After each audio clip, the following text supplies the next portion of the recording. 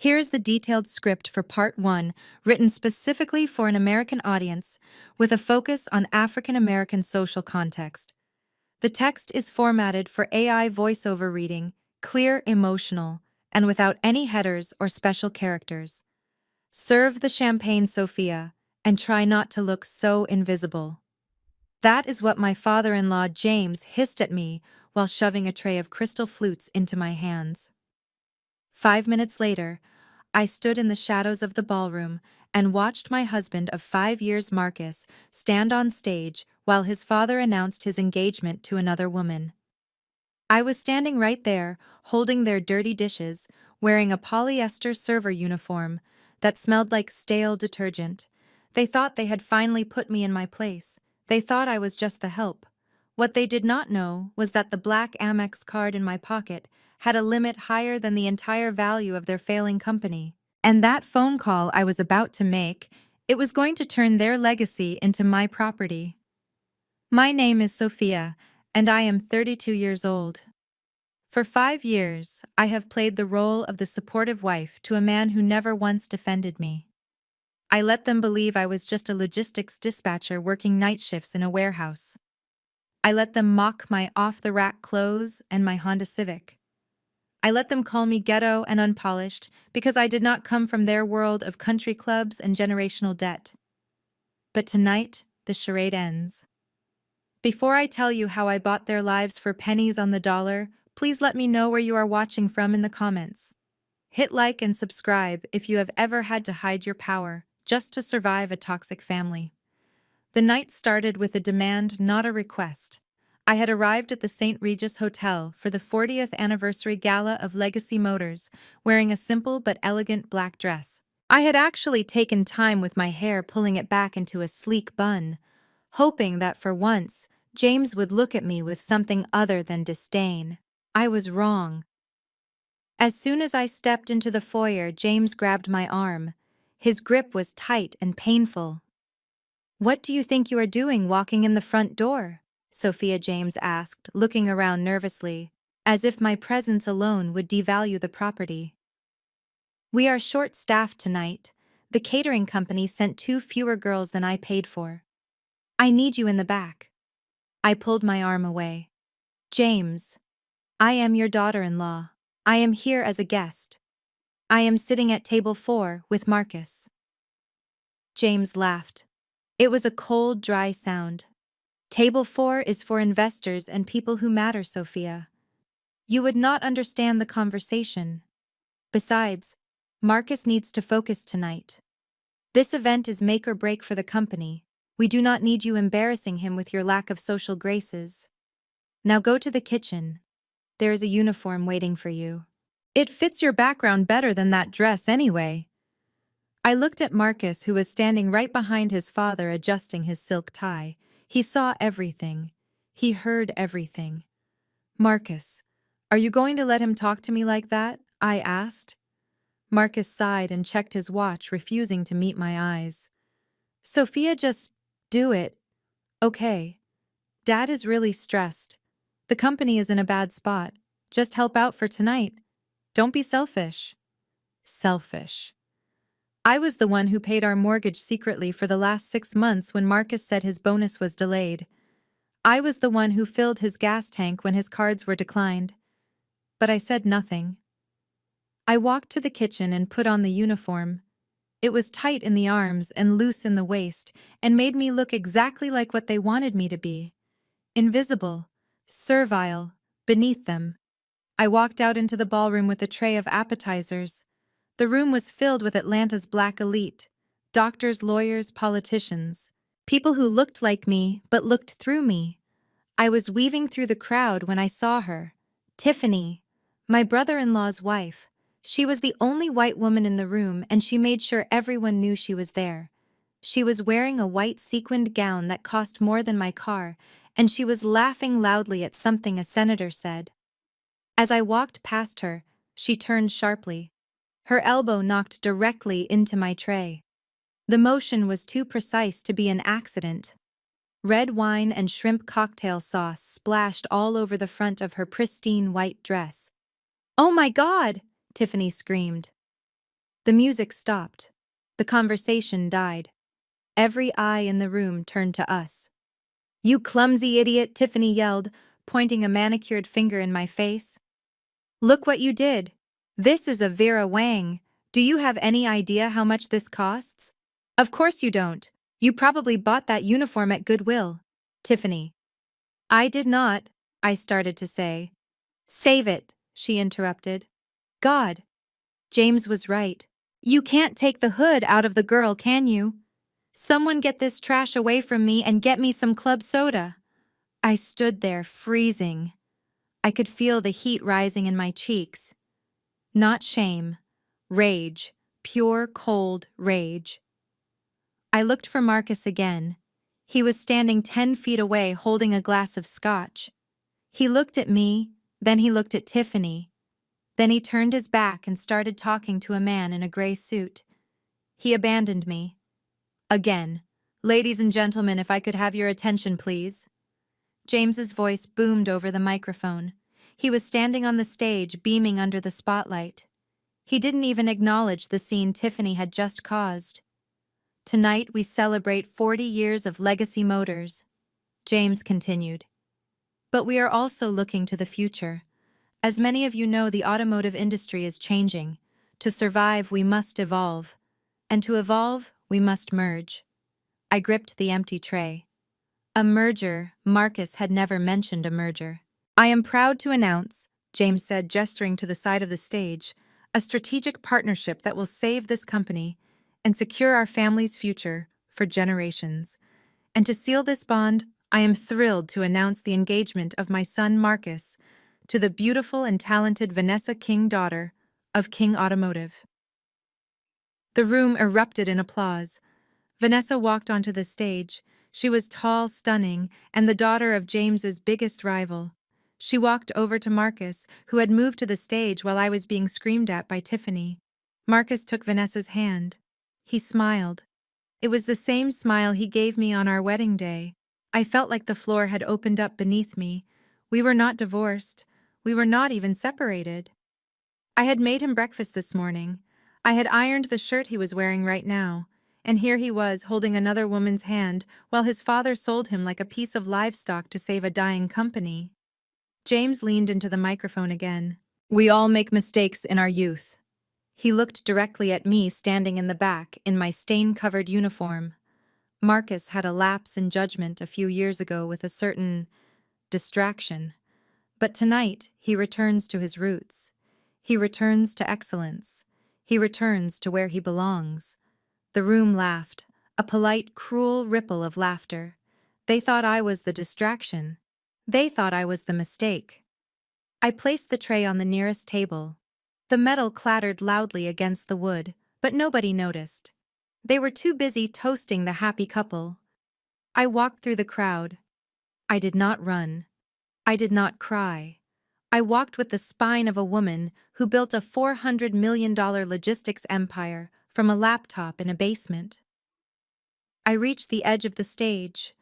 Marcus saw me coming. His smile faltered. He looked terrified. He whispered something to Vanessa and tried to step back, but I was already there. I did not scream. I did not make a scene. I simply raised my left hand and pulled off my wedding band. It was a small, modest ring because Marcus said he couldn't afford a big one. I held it up so the stage lights caught the gold. Then I dropped it into a half-empty glass of champagne sitting on the edge of the stage. Plink. The sound was tiny, but to Marcus it must have sounded like a gunshot. "Congratulations, Marcus," I said. My voice was calm, steady, and loud enough for the first 3 rows to hear. "I hope she has better credit than you. You are going to need it." I turned around and walked out. I could feel James's eyes burning a hole in my back. I could hear Tiffany scoffing. I walked through the double doors past the valet stand and out into the cool Atlanta night air. My hands were shaking, but not from sadness. I reached into the pocket of my apron and pulled out my secure work phone. The screen glowed in the darkness. I dialed a number I had memorized. It rang once. "Yes, Madam President," a voice answered. It was David, my chief financial officer. David, I said, staring up at the lighted windows of the ballroom where my husband was celebrating his betrayal. I want you to execute the acquisition of Legacy Motors' debt.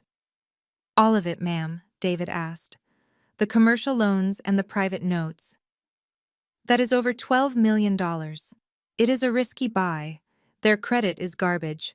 I know, I said, watching the valet bring around my old Honda Civic. Buy it all, every single cent.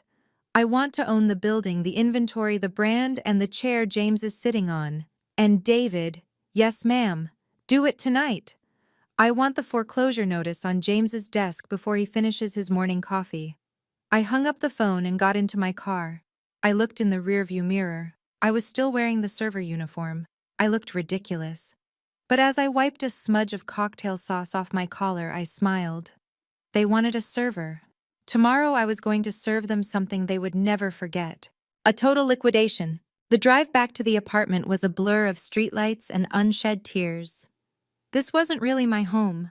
It was a 2-bedroom condo in Buckhead that belonged to Legacy Motors. James allowed us to live there as part of Marcus's compensation package, a constant reminder that we owned nothing and owed them everything.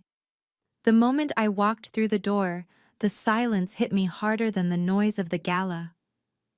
The air was stale, smelling of the expensive cologne Marcus wore, a scent I used to associate with love, but now only recognized as the smell of cowardice. I walked into the bedroom and pulled my old suitcase from the back of the closet. It was a battered Samsonite I had used since college, back when I was scrubbing floors to pay for my tuition. I started throwing things into it indiscriminately. My comfortable hoodies, my worn-out jeans, the few books that belonged to me and not to the aesthetic of the apartment. My phone buzzed on the nightstand. The screen lit up with a photo of Marcus smiling, a photo taken 3 years ago when I still believed in us. I swiped answer and put it on speaker, tossing a pair of sneakers into the bag. Sophia Marcus's voice filled the empty room. He sounded out of breath, and in the background I could hear the clinking of glasses and the murmur of the party I had just left. The celebration of his betrayal was still in full swing. "I'm packing, Marcus," I said, my voice flat. "Don't be dramatic." He sighed as if I were a child refusing to eat vegetables. "Look, I know tonight was intense. Dad can be blunt. But you have to look at the bigger picture." "The bigger picture?" I asked, stopping with a shirt in my hand. "You mean the picture where you hold hands with another woman while your wife clears the table?" "It is business, Sophia." He snapped, his voice dropping to a harsh whisper. "You know the numbers. Legacy Motors is drowning. We are bleeding cash. Vanessa's father, Mr. King, offered a merger that saves us from bankruptcy. But the condition was a union, a marriage. It is a strategic alliance. It has nothing to do with love." I laughed. It was a dry, humorless sound that seemed to annoy him. "So, I am just a line item on a spreadsheet that you decided to delete. You are making this about emotions when it is about survival," he said, his tone shifting to that patronizing cadence he used when explaining simple concepts to me. "Look, you are a great girl, Sophia. You are loyal. You work hard at the warehouse. But let's be real. You don't fit in this world. You hate the parties, you don't know the investors, and frankly, you don't bring anything to the table that can save the family legacy. Vanessa can." I gripped the edge of the dresser until my knuckles turned white. He was right. I didn't fit in his world. I owned a world 10 times bigger than his, but he was too blinded by his father's ego to see it. "I am not going to leave you high and dry," Marcus continued, his voice softening with fake generosity. "I talked to Dad. We are going to set you up. I can authorize a monthly allowance, $2,000 a month for the next year. It is more than you make at that dispatch job. You can get a nice little studio apartment, maybe go back to school. We will take care of you, Sophia. $2,000. He was offering me $2,000 a month while I was in the process of buying his father's $12 million debt. The irony was so thick I could taste it. "Keep your money." "Marcus," I said quietly. "Don't be proud," he scoffed. "You need us. You have always needed us. Without me, you are just a girl from the wrong side of Atlanta with a Honda Civic and a pile of student loans. Take the deal, move out quietly, don't cause a scene, and the checks will start arriving next week. I walked over to the window looking down at the city lights. Somewhere out there, my CFO was finalizing the paperwork that would give me the power to crush him. Marcus, I said, my voice dropping to a deadly calm. You think you made a business decision tonight. You think you traded a liability for an asset, but you have no idea what you just threw away. Is that a threat? He laughed nervously. What are you going to do? Egg my car? No, I said. I am telling you the truth. You just lost the most valuable asset you ever had. And I am not talking about me as a wife. I am talking about your future. You are delusional, he muttered. Look, I have to go. Vanessa wants to introduce me to the senator. Pack your things. I want you gone by the weekend. He hung up. The line went dead. I stared at the phone for a second, then tossed it onto the bed. Gone by the weekend, I planned to be gone within the hour. I zipped up the suitcase. I was reaching for my coat when I heard the front door code being punched in. Beep, beep, beep, buzz. The lock clicked and the door swung open. A wave of expensive cloying perfume filled the hallway before she even stepped inside. Tiffany. She marched in like she owned the place, followed by two of her friends' clones with the same bleached hair and vacant expressions. They were giggling, holding bottles of wine they must have taken from the gala. "Oh, good, you are here," Tiffany said, stopping in the doorway of the bedroom. She looked me up and down with a sneer of pure disgust. "I told Marcus we couldn't wait until the weekend. I have a brand partnership with a closet organization company, and I need to measure this room tonight." "This is my apartment, Tiffany," I said, stepping between her and my suitcase. "Get out." "Not anymore, sweetie," she smiled, showing all her teeth. "It is a company apartment, and since you are no longer part of the company or the family, you are trespassing. Besides, this space is wasted on you. Look at this." She walked past me and opened the closet door, pulling out one of my flannel shirts with 2 fingers as if it were contaminated. "Ugh, polyester blends and sale rack denim?" She laughed, tossing the shirt onto the floor. "Girls, can you imagine I am going to turn this entire room into a walk-in glam station? The lighting in here is perfect for my unboxing videos." Her friends laughed, one of them picking up a framed photo of my grandmother from the dresser. "Cute," she said sarcastically. "Very rustic." "Put that down," I warned, stepping forward. Or what Tiffany stepped into my face. She was shorter than me, but her entitlement made her feel 10 feet tall. "You will braid my hair aggressively." "Face it, Sophia. You are evicted. Marcus gave me the code. He said I could start moving my things in tonight. He wants all traces of you gone before Vanessa comes over for brunch tomorrow. We can't have the future Mrs. King smelling your struggle." She shoved my suitcase. It wasn't a hard shove, but it was dismissive. It toppled over, spilling my clothes onto the floor. "Oops," she giggled. "Looks like you are ready to go. Let me help you speed this up." She grabbed a handful of my clothes from the floor and threw them toward the hallway. Her friends joined in, kicking my shoes toward the door like they were playing soccer with garbage. "Get out!" Tiffany screamed, her face suddenly twisting from amusement to ugly rage. "Get out of my family's house! You are a leech, a nobody.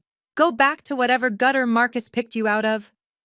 I stood there for a moment watching them. I could have fought back. I could have told them right then and there that I could buy this entire building and turn it into a parking lot. But I didn't.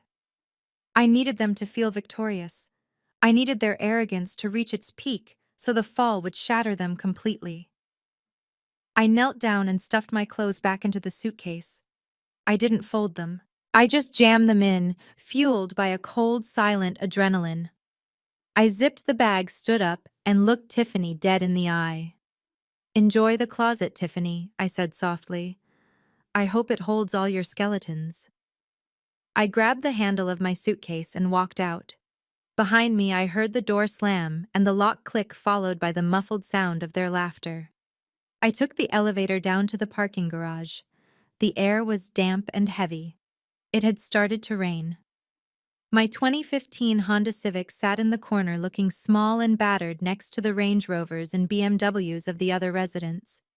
I threw my suitcase into the back seat and climbed into the driver's seat. The engine sputtered before turning over a tired whining sound that echoed in the concrete cavern. As I drove out of the garage, the rain hammered against the windshield. I had no home. My husband had discarded me for a merger. My sister-in-law had thrown my clothes into the hallway. I had $2,000 in my checking account and a suitcase full of wrinkled clothes. To anyone watching, I was a woman who had lost everything. But as I merged onto the highway, driving through the blinding rain, I reached into the center console and pulled out the secure black phone. There was one new message from my legal team. Transaction complete. You are now the majority note holder of Legacy Motors. Foreclosure proceedings initiated. I turned on the windshield wipers, sweeping away the rain. I wasn't driving away from my life. I was driving toward my war room. The Honda Civic disappeared into the night carrying a billionaire who was done playing nice. The game had just begun. My rusted Honda Civic looked like a scar against the pristine white marble of the St. Regis private entrance. The rain was still hammering down, washing away the dirt of the day, but it could not wash away the memory of my clothes being thrown into the hallway. I pulled up to the gate that most people did not know existed. It was a discreet entrance tucked away from the main hotel lobby reserved for residents of the penthouses who valued their privacy above all else. I rolled down the window and pressed my thumb against the biometric scanner. The machine beeped once. "Welcome home, Ms. Sterling."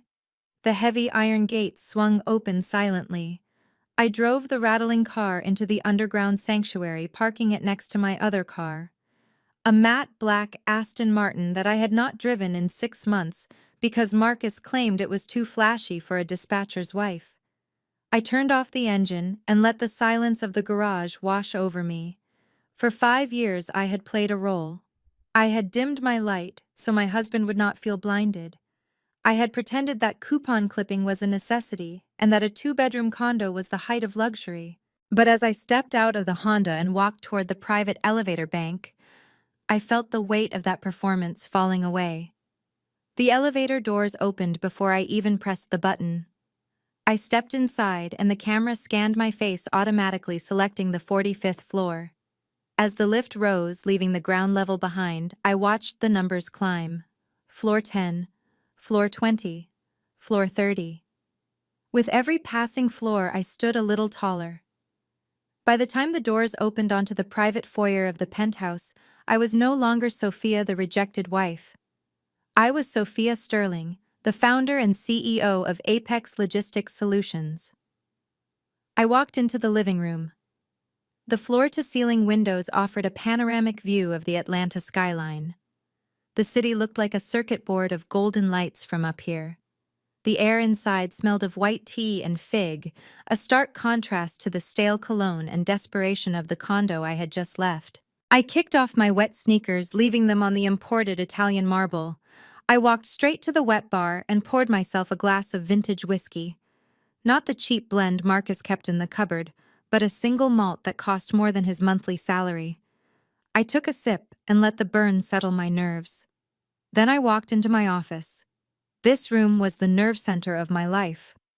3 large monitors sat on a glass desk humming with data.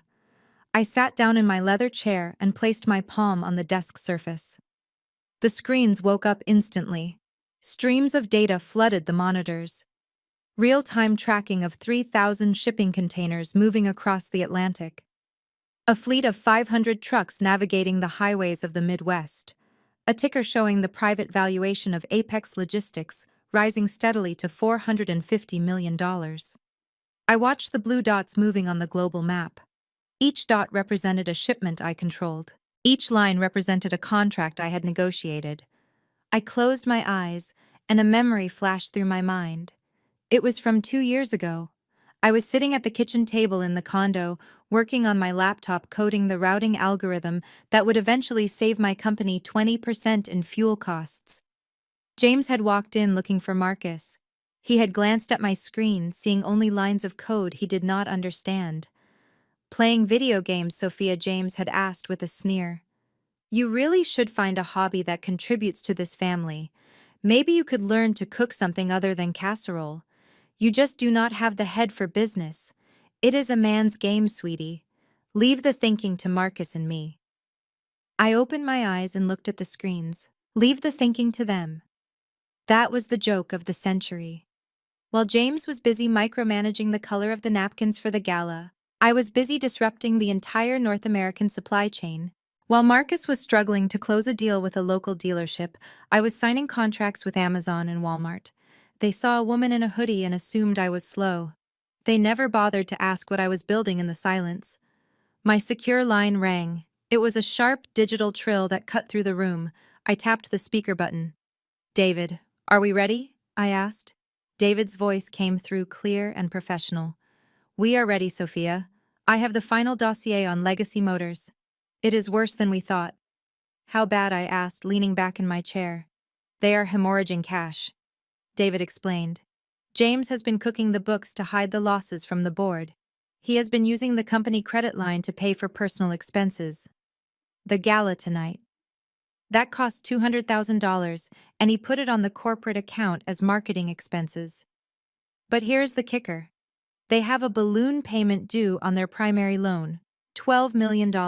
It matures tomorrow at noon. And they do not have it, I asked, knowing the answer. They do not even have 12,000, let alone 12 million, David said. The bank is panicking. They want to offload the toxic debt before the quarter ends.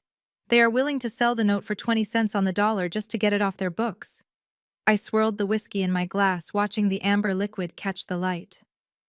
So if I buy the note, I become their primary creditor.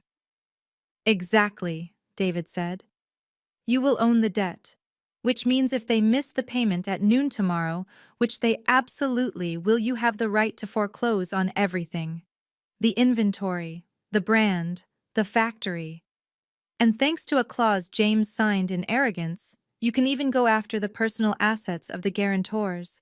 Who are the guarantors? I asked. James and Marcus, David replied. They put up everything, James's estate, Marcus's future trust, even the condo you were living in. I smiled. It was not a happy smile. It was the smile of a predator who had just cornered its prey. They had spent years telling me I was worthless. They had treated me like a squatter in their lives. And all the while they were living on borrowed time and borrowed money, signing away their futures because they were too arrogant to read the fine print. Buy it, I said softly. Are you sure? David asked, his voice hesitant for the first time. This is a hostile takeover, Sophia. Once we execute this, there is no going back. You will be destroying your husband's family business. It is not his business anymore, David, I said, looking at the map of my empire on the screen. It is a sinking ship. I am just deciding who gets on the lifeboats. Very well, David said. I need the name of the purchasing entity. We cannot use Apex Logistics. If they see your name on the paperwork before the ink is dry, they might try to file an injunction. We need a shell company. I thought about Tiffany throwing my clothes into the hall. I thought about James laughing at me on the stage. I thought about Marcus holding Vanessa's hand. Call it Nemesis Holdings, I said. Nemesis, David repeated. Fitting. I am sending the digital contract to your screen now. It just needs your biometric signature. A document appeared on the center monitor. It was thick with legal jargon, but the numbers were clear. $12 million of debt, purchased for $2.4 million. It was pocket change for me. But for them, it was the end of the world. I reached out and placed my hand on the screen. The scanner read my palm print. A green light flashed. Transaction approved. It was done. I sat back in the chair and looked out at the city. The rain had stopped. The clouds were breaking, revealing a sliver of the moon. Tomorrow morning, James would wake up thinking he was the king of the automotive world. He would drink his coffee in his mansion and check the stock market. He would have no idea that the woman he sent to the kitchen to wash dishes now owned the cup he was drinking from. I picked up my phone and saw a notification from Instagram. It was Tiffany. She had posted a story of her new closet, my old bedroom filled with her sequined dresses. The caption read, "Finally getting rid of the trash-making room for class." I double-tapped the photo not to like it, but to zoom in. In the corner of the frame, I could see a small red box on the shelf. It was the only thing I had left behind. A jewelry box my grandmother gave me. It was empty, of course, because I kept my real jewelry in the hotel safe. But seeing it there, surrounded by Tiffany's gaudy things, sparked a final burst of resolve. "Enjoy the room, Tiffany," I whispered to the empty office. "Because by this time tomorrow, you will be lucky if you have a roof over your head at all." I turned off the monitors, plunging the room back into darkness. I finished my whiskey and walked toward the master bedroom. For the first time in 5 years, I was going to sleep in a bed that I bought in a home that I owned, without a single man telling me I wasn't good enough. The girl from the warehouse was gone, the billionaire had arrived, and she was coming to collect. Here is the detailed script for Part 4. The Nightmare Begins. The content is written in English formatted specifically for AI voiceover, with a continuous flow, no headers, and focused on emotional delivery. The sun rose over Atlanta, casting a golden glow on the sprawling estate that James liked to call his ancestral home, even though he had purchased it in the 90s, with a loan he had refinanced 3 times. From the 45th floor of the St. Regis, I watched the city wake up, but my mind was focused entirely on that mansion in Buckhead. I knew exactly what was happening there. It was a ritual I had witnessed 100 times. The morning after a gala was always a victory lap for the Sterling family. They would be sitting on the limestone terrace overlooking the pool, eating a breakfast prepared by a private chef they could not afford, and congratulating themselves on their own brilliance. I imagined James sitting at the head of the table wearing his silk robe, holding a glass of fresh orange juice mixed with expensive champagne. He would be reading the society pages looking for his own name, while Marcus and Vanessa sat nearby holding hands and planning a wedding funded by imaginary money. They were likely laughing about me. They were probably retelling the story of the crazy waitress who threw a tantrum and walked out. To them, I was already a memory, a stain they had scrubbed out of their perfect picture. They had no idea that while they were sleeping, I had legally acquired the ground beneath their feet. At 9 o'clock sharp, the first domino fell. I had instructed the bank's legal team to make the call the moment business hours began. I wasn't there to see it, but I knew the script by heart. The phone in James's study would ring. It was the private line, the one reserved for bankers and high-level investors. James would answer it with that pompous baritone voice, expecting a congratulatory call about the merger or the engagement.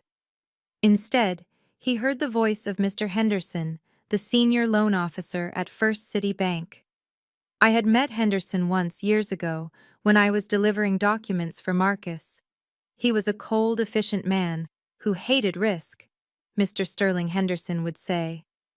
"I am calling to inform you that as of midnight last night, First City Bank has divested its interest in all Legacy Motors debt obligations. Your commercial loans and personal guarantees have been sold to a private equity firm." I could picture James frowning, the confusion clouding his arrogance. "Sold? What do you mean sold?" "We have a relationship, Henderson. I have banked with you for 30 years. Who holds the paper now?" "The firm is called Nemesis Holdings," Henderson would reply. "And Mr. Sterling, you should know that the terms of the sale were absolute. The new note holder has declined to extend the grace period. The balloon payment of $12 million is due immediately. Good luck, James." Click. That was the moment the nightmare began. The silence on the terrace would have been broken by the sound of James slamming the phone down so hard it cracked the base. He would storm out onto the patio, his face a mask of purple rage. Marcus James would scream, startling Vanessa, who was likely admiring her ring in the sunlight. Get on the phone now! The bank sold us out. Some vulture capital firm bought the debt and they want the full 12 million today. Marcus would drop his fork, his face going pale. That is impossible, Dad. We have a 30-day extension. We agreed on it last week. It is gone. James would roar, sweeping the breakfast dishes off the table. The crash of fine china on the stone patio was the sound of their reality shattering. Nemesis Holdings owns us now. Fix it, Marcus. Call the bridge lenders. Call the investors. Get me that money or we lose everything. For the next hour, the Sterling mansion turned into a war room of desperation. Marcus spent the morning pacing the pool deck, his phone pressed to his ear, his voice rising an octave with every rejection. What he did not know was that I had spent the entire night erecting a financial wall around them. I had flagged their credit rating in the national database. I had whispered to the key private lenders in Atlanta that Legacy Motors was under investigation for fraud. In the tight-knit world of high finance, bad news travels faster than light. "Hey, Bill, it is Marcus," I imagined him saying, trying to sound casual. "Yeah, great party last night. Hey, listen, we have a minor cash flow hiccup. Just a timing issue with the merger. I need a bridge loan, 5 million, just for 48 hours. I knew exactly what Bill would say because Bill was one of my clients. Sorry, Marcus. I heard about the debt sale. It is too risky. I can't touch it. Call after call. Rejection after rejection. Every friend they thought they had suddenly had a meeting to go to. Every favor they thought they were owed suddenly expired. They were discovering the hard truth about their world. It was not built on loyalty, it was built on solvency. And without money, the Sterling name was just a word. While the men were drowning in a sea of red ink, Tiffany was floating in a bubble of delusion. She was sitting on a lounge chair a few feet away, completely oblivious to the panic. She had her ring light set up and she was live streaming to her 50,000 followers.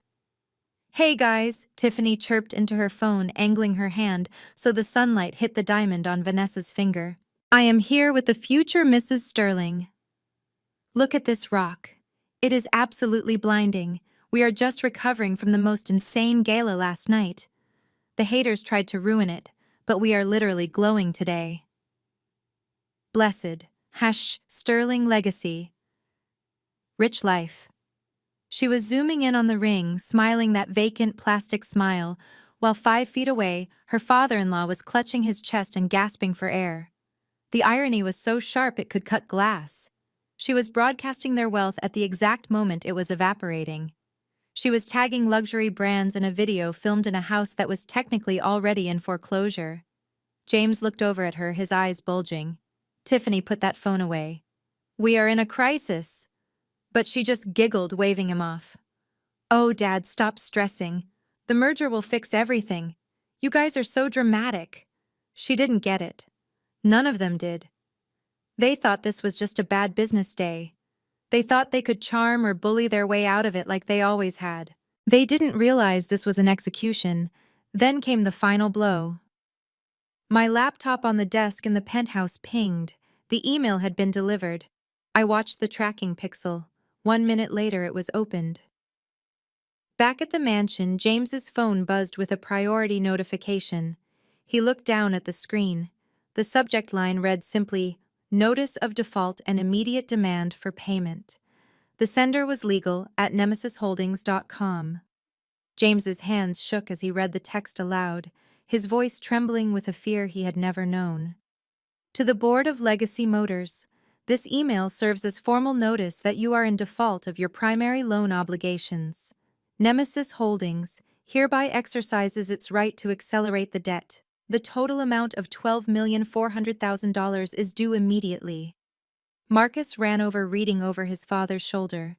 "Who are these people, Dad? We can sue them. We can stall them.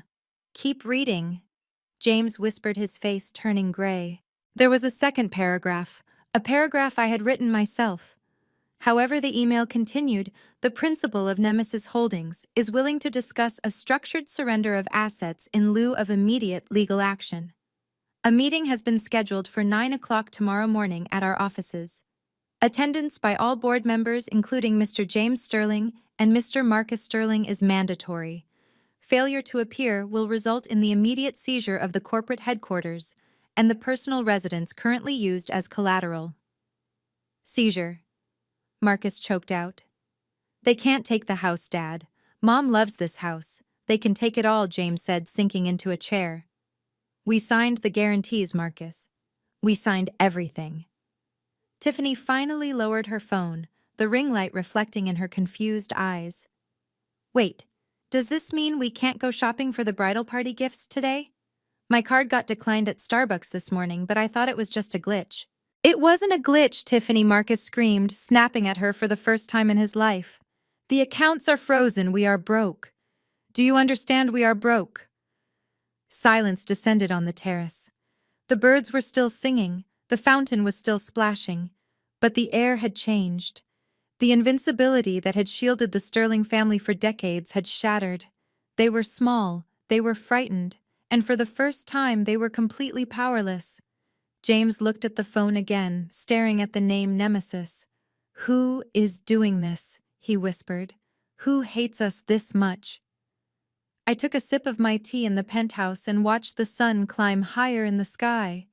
They would spend the next 24 hours in agony trying to guess the identity of their executioner. They would suspect their rivals. They would suspect the bank. They would suspect everyone except the woman they had forced to wear a polyester uniform and serve them crab cakes. I checked my schedule for tomorrow, 9 o'clock. Meeting with Legacy Motors Board. I needed to pick out an outfit. Something sharp, something powerful, something that said, I am not the help, I am the boss. The nightmare had officially begun, and I was going to enjoy every single second of their terror. The lobby of the Nemesis Holdings building was designed to make people feel small. It was a cavern of gray slate and brushed steel with a ceiling that soared 3 stories high. There were no comfortable chairs, just a single concrete bench that looked more like an art installation than furniture. I sat in my private observation room on the 30th floor, watching the security feed on a high-definition monitor. It was 10 minutes past 9. James and Marcus had been sitting on that concrete bench for 2 hours. I zoomed in on James's face. The composure he had worn at the gala was gone. He was sweating. He kept checking his platinum watch, tapping the crystal face, as if the battery had died. Every time the elevator doors opened, he jumped to his feet, fixing his tie and putting on a fake smile, only to slump back down when a random employee walked out, ignoring him completely. They were learning their first lesson. In my world, time is currency, and they were currently bankrupt. I pressed the intercom button, connecting me to the receptionist downstairs. Sarah, send them up now. Put them in conference room B. Conference room B was special. It was the only room on the executive floor with a one-way mirror. I walked from my office to the darkened observation booth behind the mirror. I sat down in a leather chair holding a tablet that controlled the room's environment. I lowered the temperature in the conference room by 5 degrees, just enough to make them uncomfortable, just enough to make them shiver. James and Marcus walked in. They looked around nervously. The room was stark. A long black table, no water pitchers, no notepads, just cold corporate silence. Where is the chairman? James asked the empty room, his voice echoing slightly. This is unprofessional. We have been waiting since 9 o'clock. The door opened. It was not me who walked in. It was David. I had chosen David for this meeting for a very specific reason. 6 months ago, I had driven David to the Legacy Motors headquarters to pick up some paperwork Marcus had forgotten. David was dressed casually that day, wearing a hoodie and jeans. We were standing in the parking lot when James pulled up in his Mercedes. James had rolled down his window and tossed his keys at David, hitting him in the chest. "Park it, boy," James had said. "And do not scratch it. I know how you people drive."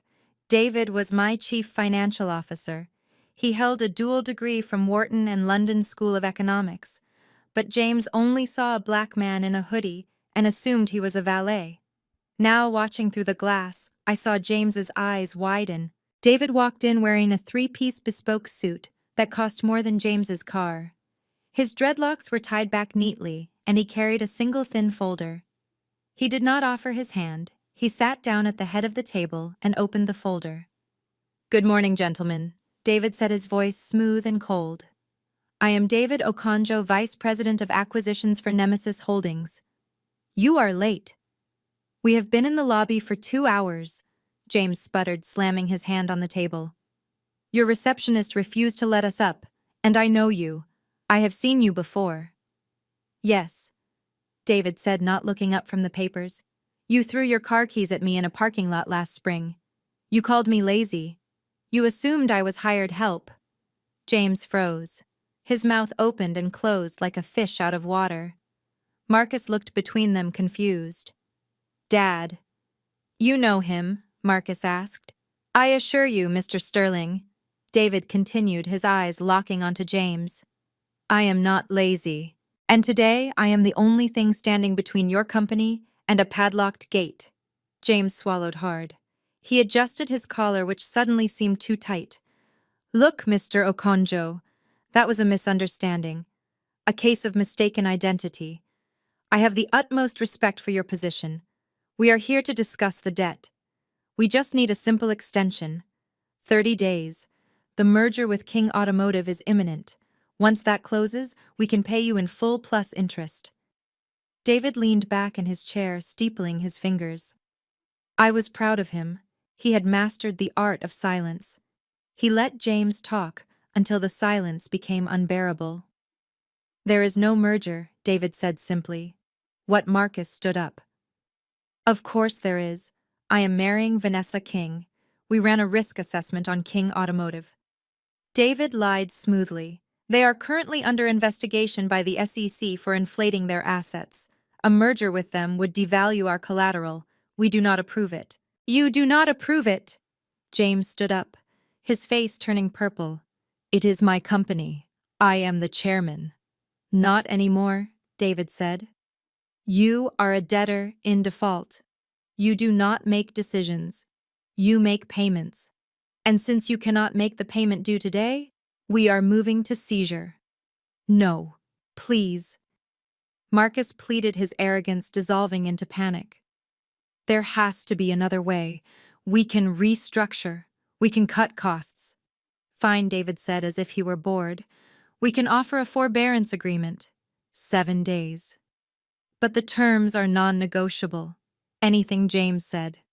"We will sign anything." David slid a single sheet of paper across the black table. "Condition 1. We require additional collateral.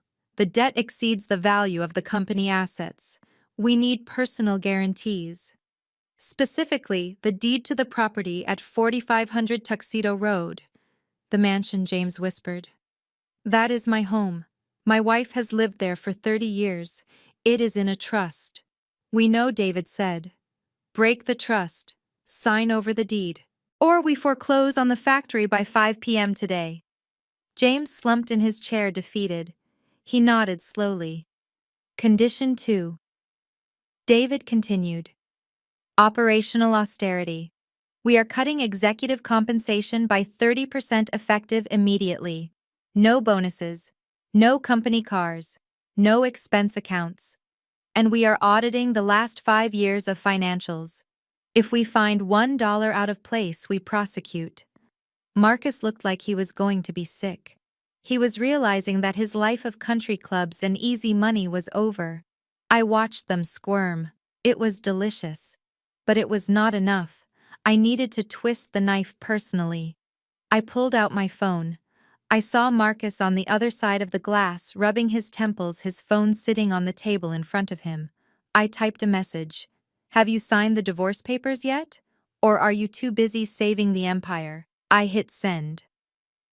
Inside the room, Marcus's phone buzzed loudly against the glass table.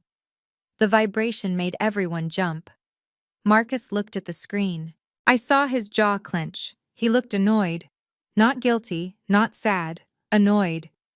He picked up the phone and typed furiously under the table while David was explaining the foreclosure process to his father. My phone buzzed. I looked at the message from Marcus. "Do not bother me right now, Sophia. I am in the middle of a multi-million-dollar negotiation. I am saving this family. Something you would know nothing about. Go find a job washing dishes. We are not sending you any money this month. I laughed out loud in the empty observation room. The sound bounced off the walls. He was sitting 10 feet away from me, begging my employee for mercy, selling his father's house to pay a debt to me, and he still thought he was better than me. He still thought he was the hero of the story. I looked through the glass one last time. James was shaking as he signed the document, putting his mansion up as collateral. Marcus was looking at his reflection in the darkened window, fixing his hair, unaware that I was on the other side, staring right back at him. David took the signed papers. "Thank you, gentlemen. You have 7 days to come up with $12 million. If you fail, the locks change on the house and the factory simultaneously. I suggest you start packing." David stood up and walked out, leaving them alone in the cold silence. I waited until they left the building. I watched them walk to their car, arguing the whole way. James was yelling at Marcus. Marcus was yelling at the sky. I walked out of the observation room and met David in the hallway. He handed me the deed to the Sterling mansion. "They signed," David said, though James looked like he was having a stroke. "Good work, David," I said, taking the paper. I looked at the address on the deed. It was the house where they had held the gala, the house where I was forced to wear a uniform, the house where Tiffany was currently filming her makeup tutorials. It was my house now. I looked at Marcus's text message one more time. "Go find a job washing dishes." I put the phone in my pocket. I did not need to wash dishes. I owned the kitchen. And in 7 days, I was going to turn off the water. The evening air inside La Lumière was scented with truffles and old money. It was the most exclusive French restaurant in Atlanta, the kind of place where reservations were inherited rather than booked. I sat at table 1, a secluded booth, velvet roped off from the main dining room, swirling a glass of Pinot Noir that cost more than my father-in-law's monthly mortgage payment. I needed this moment of silence. After watching James and Marcus squirm in the conference room earlier that day, I wanted to decompress in a space that was entirely mine. And I mean that literally. I had purchased La Lumière 3 years ago through a holding company because I grew tired of restaurants telling me they were fully booked when I tried to make reservations for my husband's birthday. Now I owned the table, the wine cellar, and the building. I was just raising the glass to my lips, enjoying the hum of quiet conversation, when a shrill, piercing voice cut through the elegant atmosphere like a serrated knife. "Oh my God, you guys look... I literally cannot believe my eyes." I froze. I didn't need to turn around to know who it was. That voice haunted my nightmares. Tiffany. I watched her reflection in the darkened window. She was storming through the main dining room, holding her phone up on a selfie stick, live streaming to her followers. She was wearing a dress that was too loud for the setting, something neon and desperate, and she was ignoring the host who was trying to intercept her. She marched straight toward my table, the camera lens focused directly on my face. "Guys, remember the gold digger I told you about, the one who ruined my engagement party? Look! She is here!" Tiffany stopped right at the edge of my booth, looming over me. She shoved the phone into my face. I could see the comments scrolling by on her screen. "Say hi to the internet," Sophia Tiffany chirped, her voice dripping with fake sweetness. "Everyone is wondering how you can afford to eat here. Did you find a sugar daddy already? Or are you just sitting here hoping some rich grandpa will take pity on you and buy you a salad?" I slowly placed my wine glass down on the white tablecloth. I did not look at the camera. I looked at her. "Tiffany, you are disturbing the other guests," I said calmly. "Put the phone away." "Oh, she is shy now." Tiffany laughed, spinning the camera to face herself. "She wants me to put the phone away because she doesn't want Marcus to see her prowling for his replacement. It has been, 24 hours?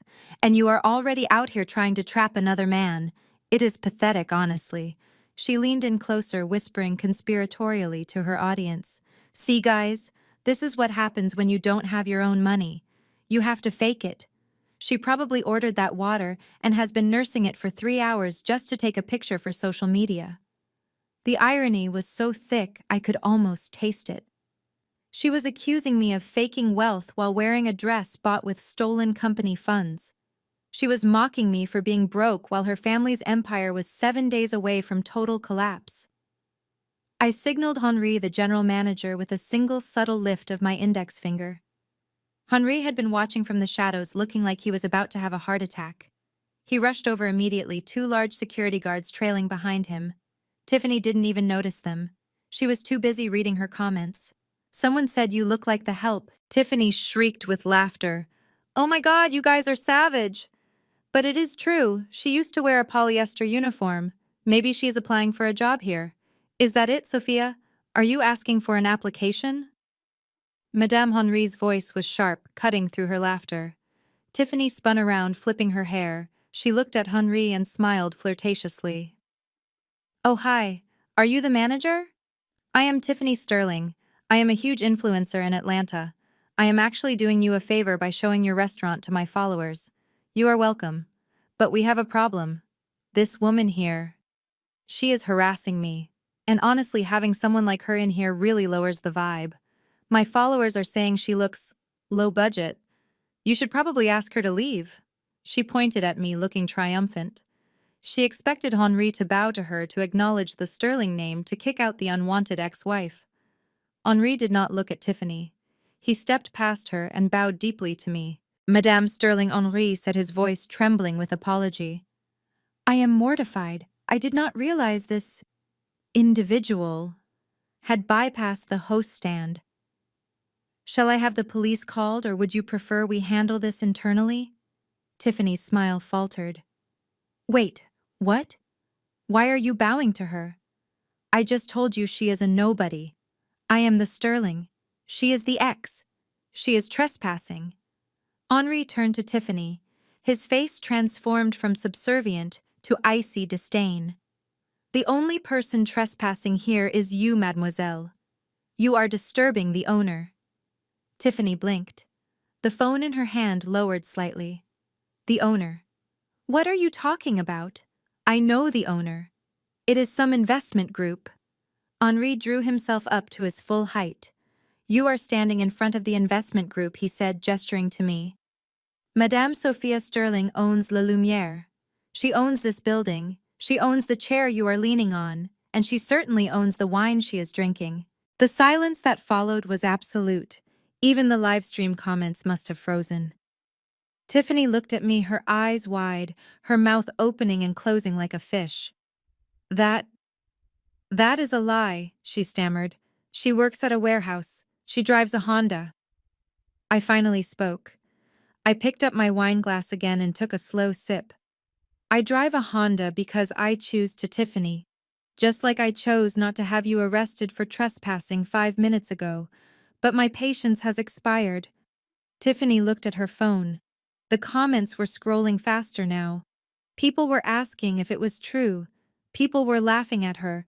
Panic set in. She needed to save face. She needed to spin this.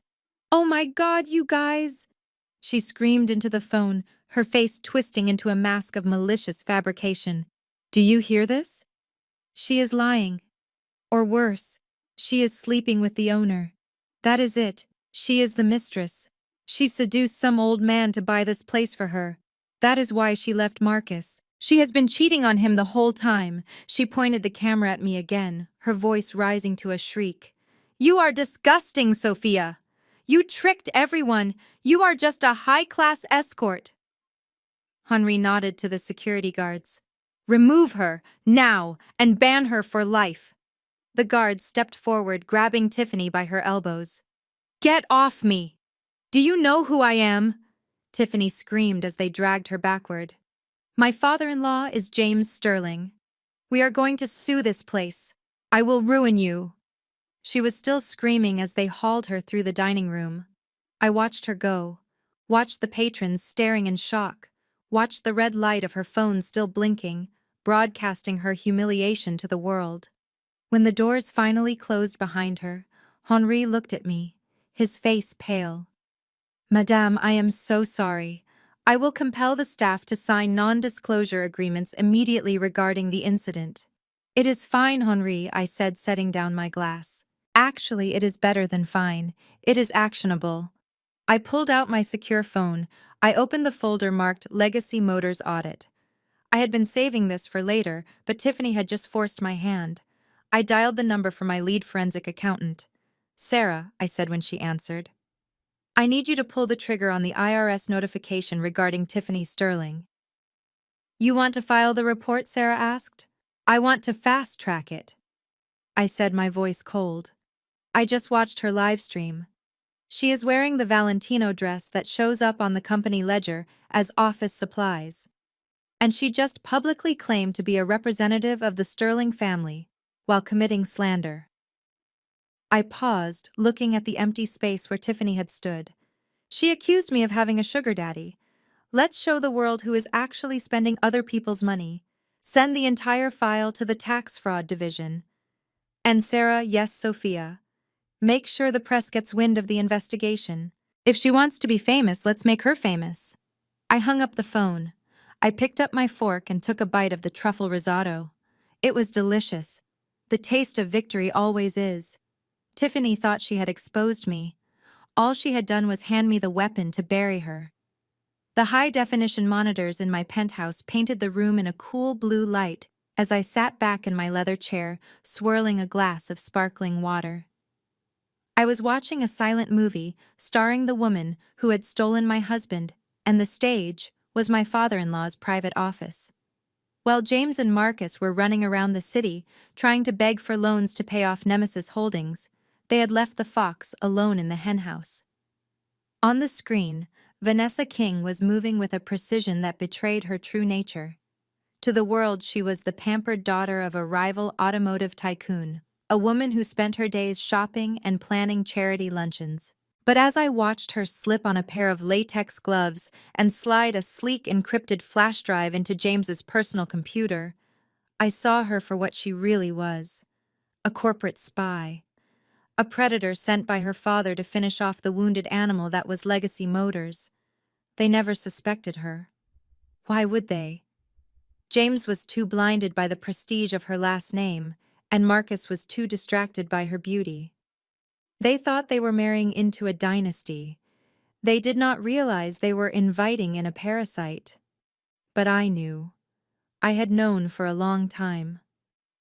3 years ago, when James fired the professional cleaning crew to cut costs, he had ordered me to scrub the executive floors on weekends. He thought he was humiliating me, forcing his son's wife to empty trash bins and polish mahogany desks. He thought he was teaching me my place.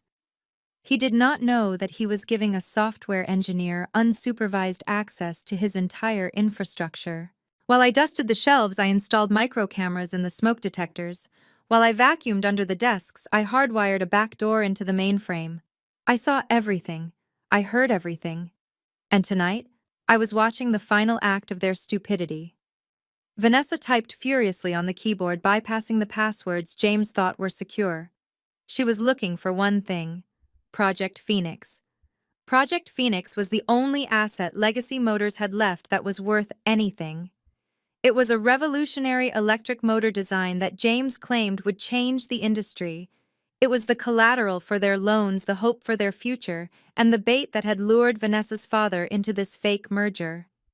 I watched her eyes scan the file directory. She found it. A folder labeled Phoenix Schematics Top Secret. A cruel smile spread across her face. It was not the smile of a loving fiancé.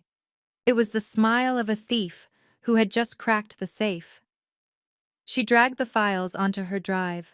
The progress bar on the screen moved slowly. I could have stopped her. I could have locked the system remotely with a single keystroke. I could have triggered the silent alarm and had the police waiting for her in the driveway. But I did nothing. I simply watched and took a sip of my water. Because Vanessa was stealing a ghost.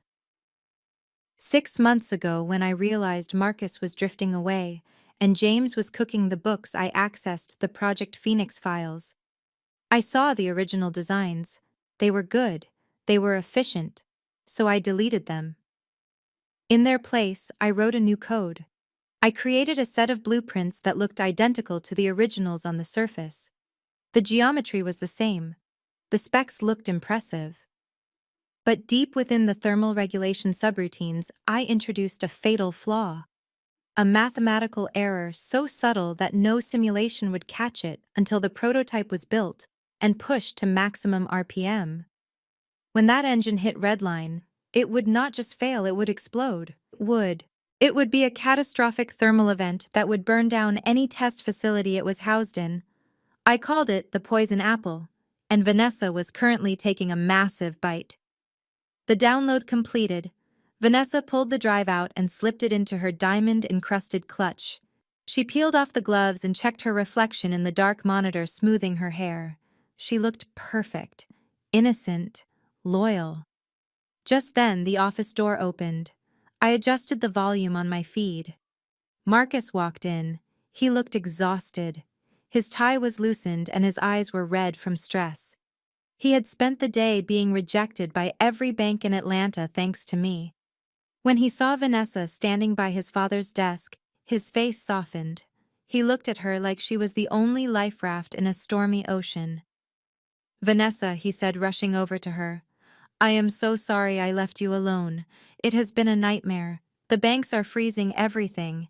That company, Nemesis Holdings, is squeezing us to death." Vanessa wrapped her arms around his neck. I watched her hide the clutch behind Marcus's back.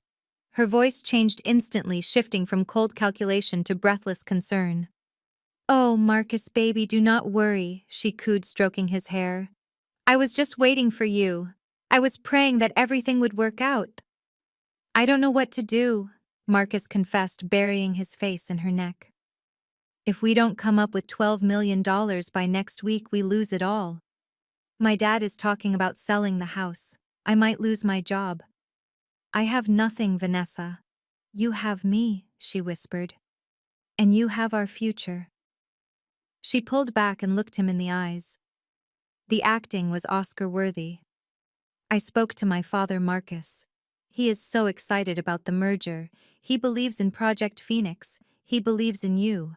Once we get these designs to his engineers, he is going to infuse the capital you need. We are going to save Legacy Motors together."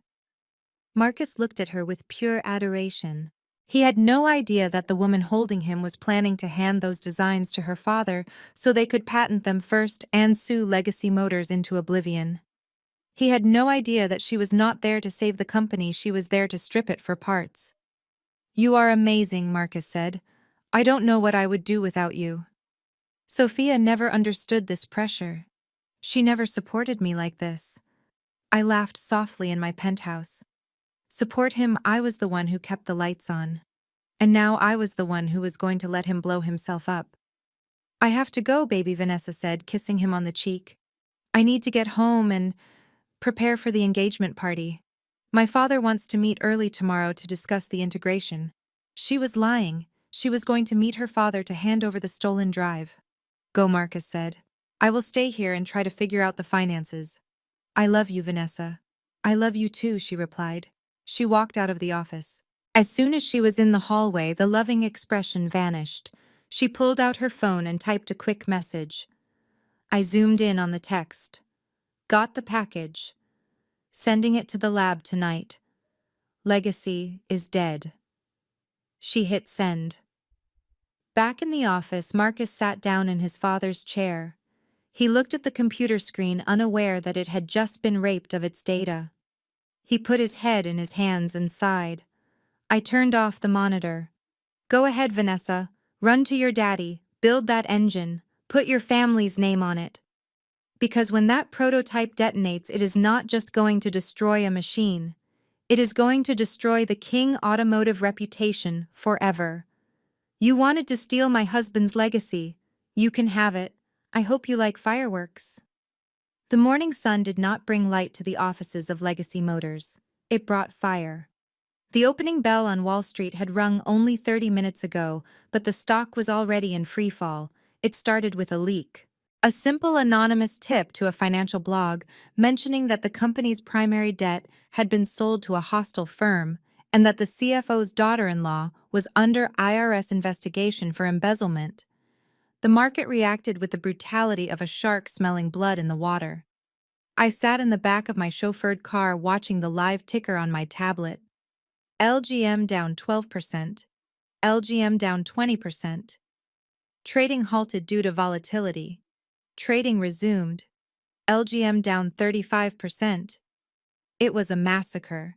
The wealth that James had spent 40 years accumulating was evaporating in real time. Every tick downward was another $1 million wiped off his net worth. But the chaos was not just digital. At the manufacturing plant on the south side of the city, the silence was deafening.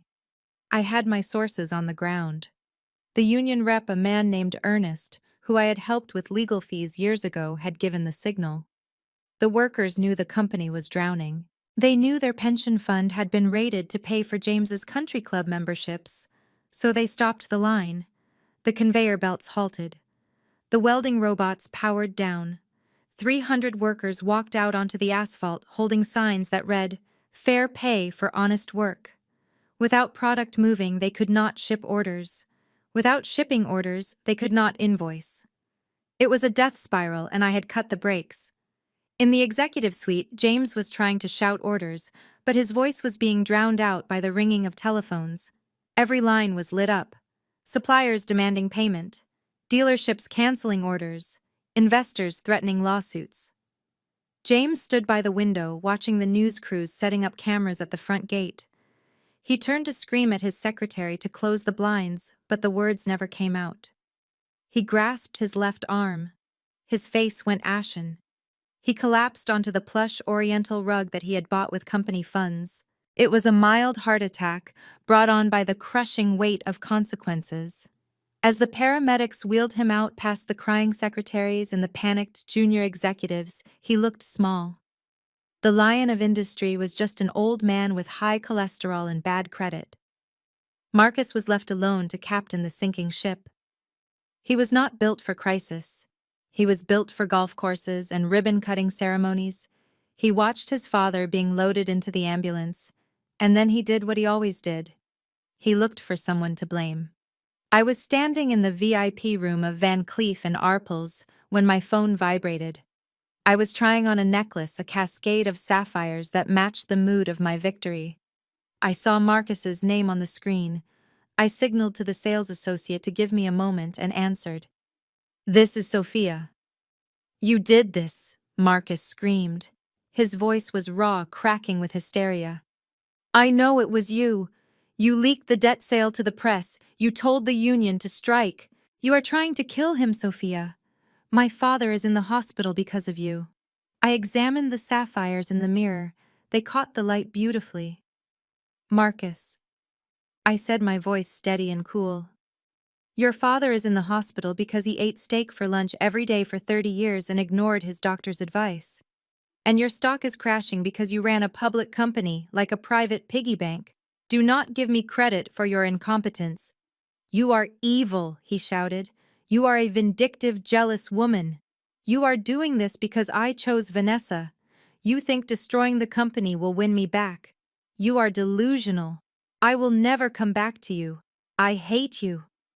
I laughed softly. It was a genuine laugh. He still thought this was about love. He still thought he was the prize. "Oh, Marcus," I said, unclasping the necklace and handing it back to the associate with a nod. "I do not want you back. I am just returning the pain you gave me with interest. And regarding the leak, I didn't have to leak anything. Your fiancée, Vanessa, did a great job of stealing that fake data last night. I assume her father realized the engine designs were flawed about an hour ago. That is probably why King Automotive just issued a press release distancing themselves from you." There was silence on the line. He hadn't seen the press release yet. What he whispered.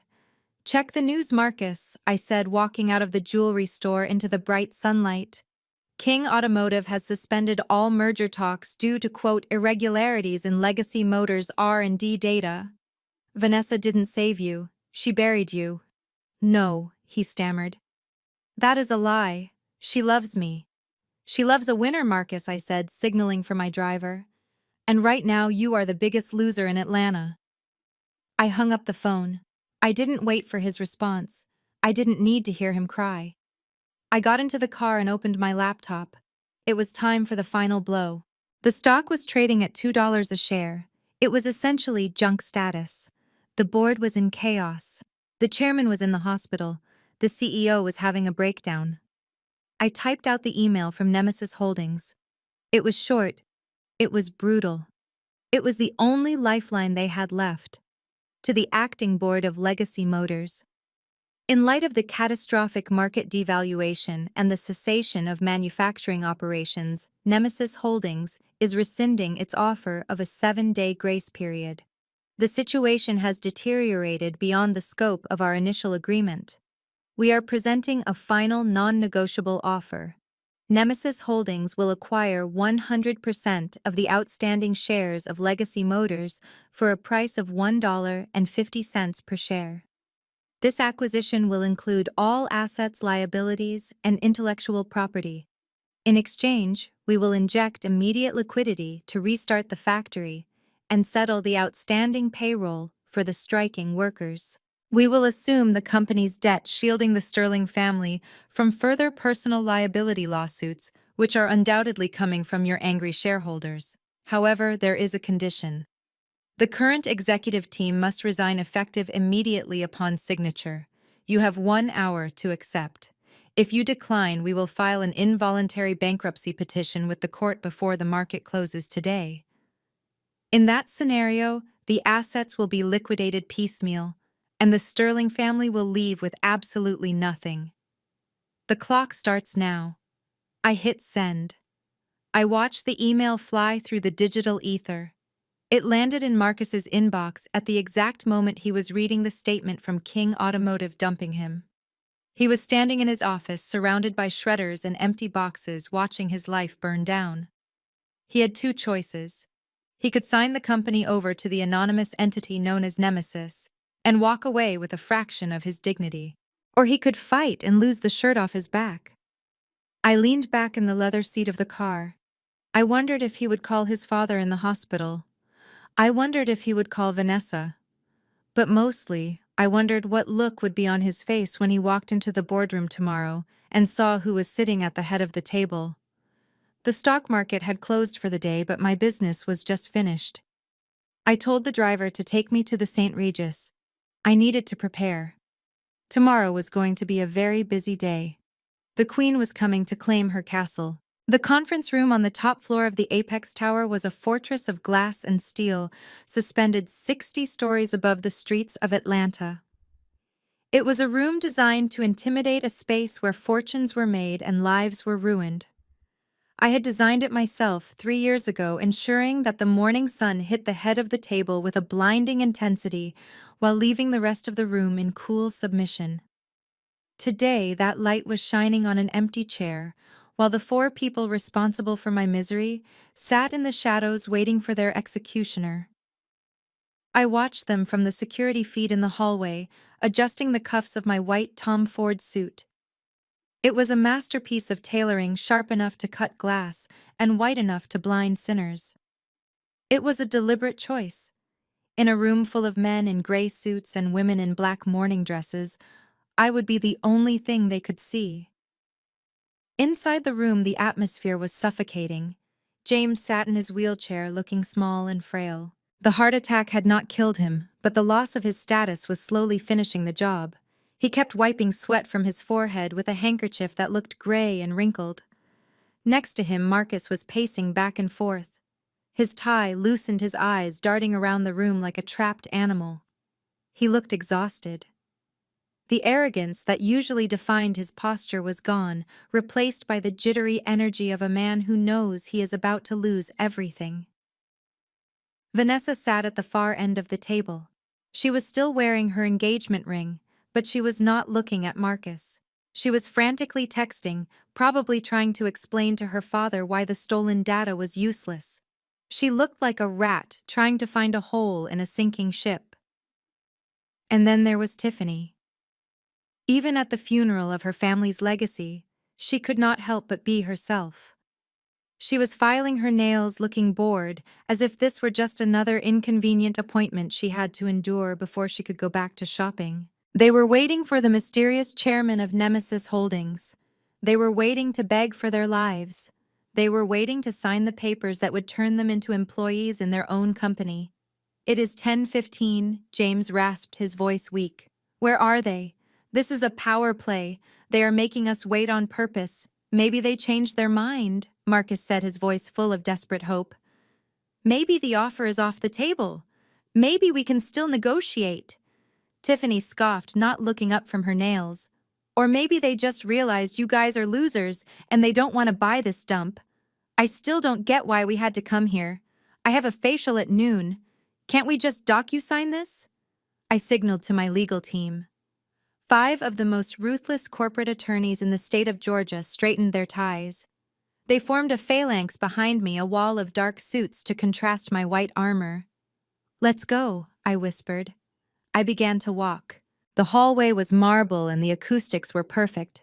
Click, click, click. My stilettos struck the floor with a rhythmic military precision. It was the sound of approaching doom.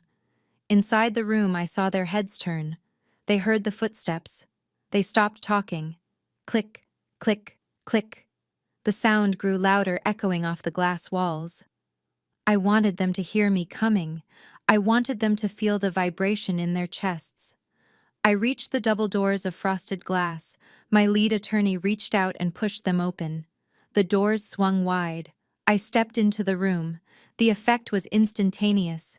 The air seemed to leave the space. I stood framed in the doorway, the bright lights of the hallway creating a halo behind me. I walked forward, my gaze fixed straight ahead, not acknowledging them yet. My lawyers fanned out behind me, placing briefcases on the table with synchronized thuds. I walked past Vanessa.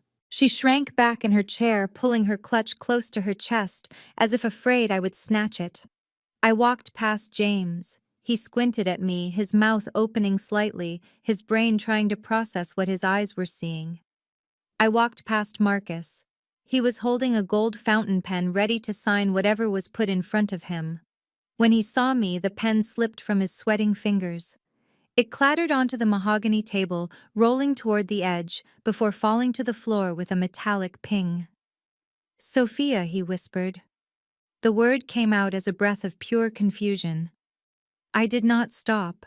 I walked all the way to the head of the table, the chairman's seat, the seat that looked out over the entire city, the seat of ultimate power.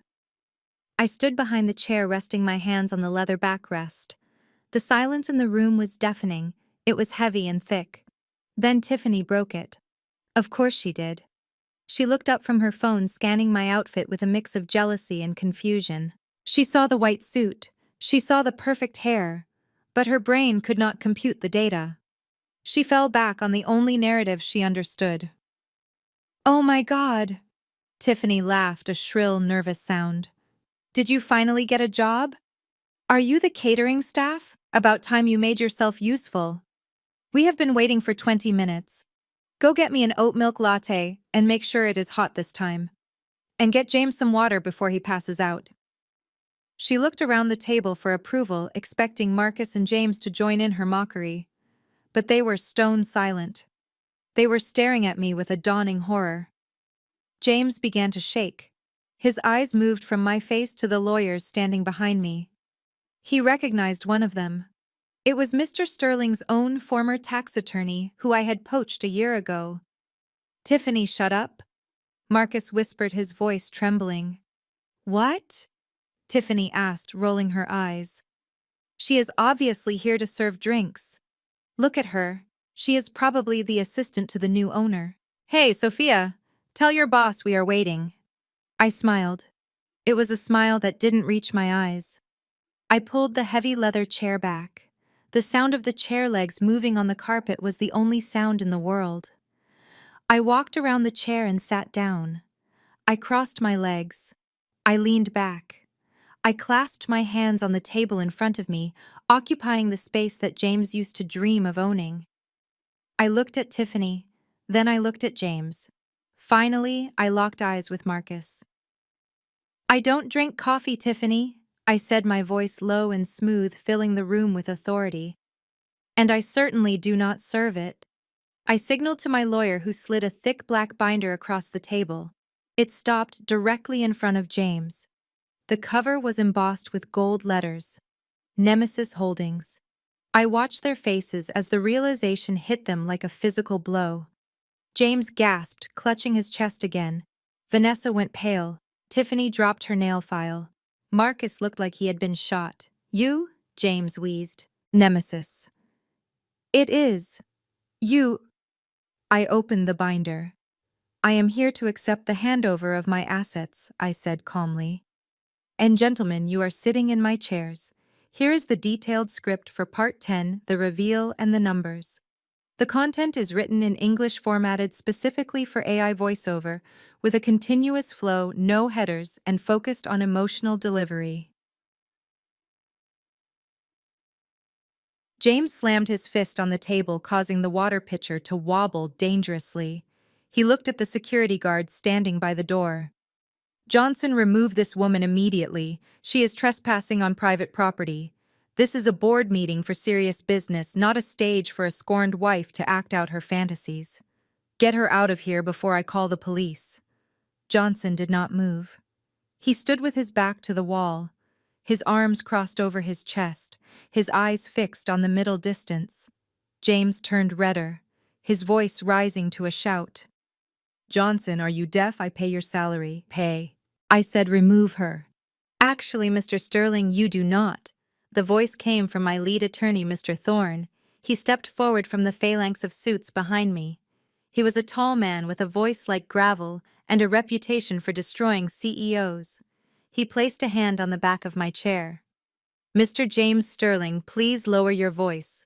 The security guard works for the building management, and since Madame Sophia owns the building, Johnson takes his orders from her, not you.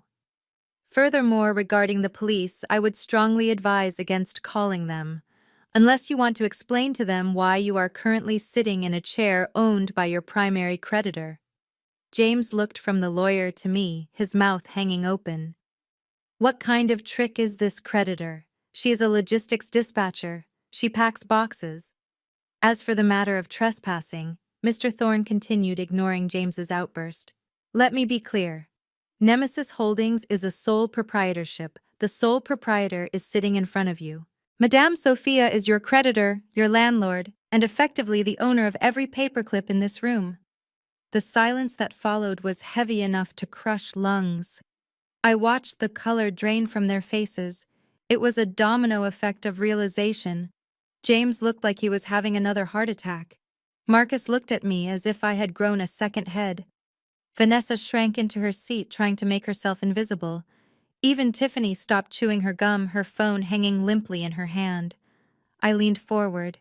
I did not raise my voice. I did not need to. Close your mouth, James, I said softly. You look like a fish gasping for air. And honestly, it is undignified for a man who claims to be a captain of industry. Sophia, Marcus whispered, his voice cracking. This is... You bought the debt? But how... Where did you get $12 million? I ignored his question. I picked up the black binder. It was heavy, filled with the forensic accounting of their failures. I let it drop onto the table. The heavy thud sounded like a gavel sentencing them to prison. Let us talk business, gentlemen, I said, opening the binder to the first tab. You brought me here to sign a purchase agreement. You thought you were selling to a stranger who would let you keep your titles and your dignity, but you are selling to me. And I know exactly what this company is worth. And more importantly, I know exactly why it is failing. I looked at Marcus. He flinched. Marcus Sterling, Director of Sales. I read from the page. Annual salary $350,000 plus bonuses, a generous package. Yet according to this audit, you have lost 40% of your key accounts in the last 2 quarters. That is the market, Marcus protested, sitting up straighter. The economy is down. Everyone is losing clients. No, Marcus, I corrected him, running my finger down the column of red ink. Apex Logistics grew by 200% in the same period. Do you want to know why you lost those clients? Because while you were taking Vanessa to 3-hour lunches at the club, your competitors were underbidding you on logistics. Logistics, Marcus. The very thing you told me I was too simple to understand. I turned the page. The sound of the paper turning was sharp in the quiet room. You missed 3 crucial meetings with the Toyota account because you were in Miami for a bachelor party. You approved a pricing structure that undercut your own profit margins because you didn't bother to read the spreadsheet. You are not a victim of the market, Marcus. You are a liability. You are a lazy executive who thought his last name was a substitute for competence. Marcus slumped back in his chair, his face burning with shame. He looked at Vanessa for support, but she was staring at the table, refusing to meet his eyes. "And James," I said, turning my gaze to the head of the table. "The patriarch, the genius." James stiffened, trying to regain some shred of authority. "You have no right to speak to me like that. I built this company from nothing. You built it," I agreed, "and then you decided to eat it." I flipped to the back of the binder. Page 52, line item 7, I read. $2 million transferred from the Employee Pension Fund to a shell company in the Cayman Islands. A shell company that coincidentally paid for your new membership at Augusta and the renovation of your wine cellar. James went pale. That was a loan. A temporary bridge loan. I intended to pay it back. Embezzlement is not a loan, James, I said, my voice cold as ice. You stole from the people who built your cars. You stole from the mechanics and the assembly line workers. You stole their retirement to pay for your ego. And do you know what the worst part is? You did it while telling me I wasn't good enough to sit at your table. I stood up slowly. I walked around the table, my heels clicking on the marble. I stopped behind James's chair. I leaned down close to his ear. You told me for 5 years that business was a man's game. You told me to stick to the warehouse. Well, I did. I learned every nut and bolt of this company while you were busy polishing your image.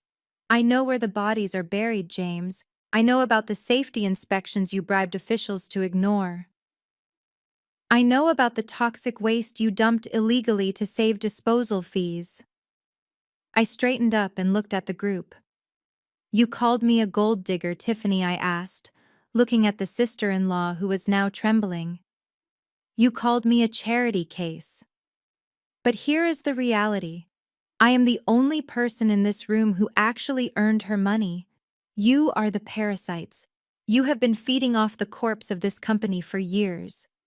Tiffany started to cry. Real ugly tears. But we are family, Sophia.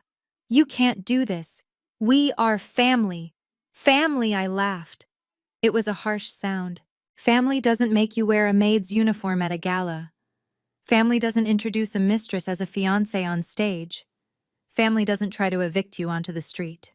You are not my family. You are my acquisition. I walked back to the head of the table and looked at the lawyers. Mr. Thorne showed them the options. Mr. Thorne slid 4 documents across the table. Option A, I said. You sign the full surrender of Legacy Motors to Nemesis Holdings. You resign your positions immediately. You walk away with nothing, but you stay out of prison. I will absorb the debt and I will refrain from handing this binder to the FBI. James looked at the document, his hands shaking so hard he could barely hold it. And option B, Marcus whispered. Option B. I smiled. I call the federal prosecutor right now. I hand over the evidence of pension fraud, tax evasion, and corporate negligence. You go to prison for 20 years, and while you are in a cell, I sell the company for scrap metal. I checked my Patek Philippe watch. You have 5 minutes to decide. And gentlemen, I suggest you hurry. My lunch reservation is at 12 and I hate to be late.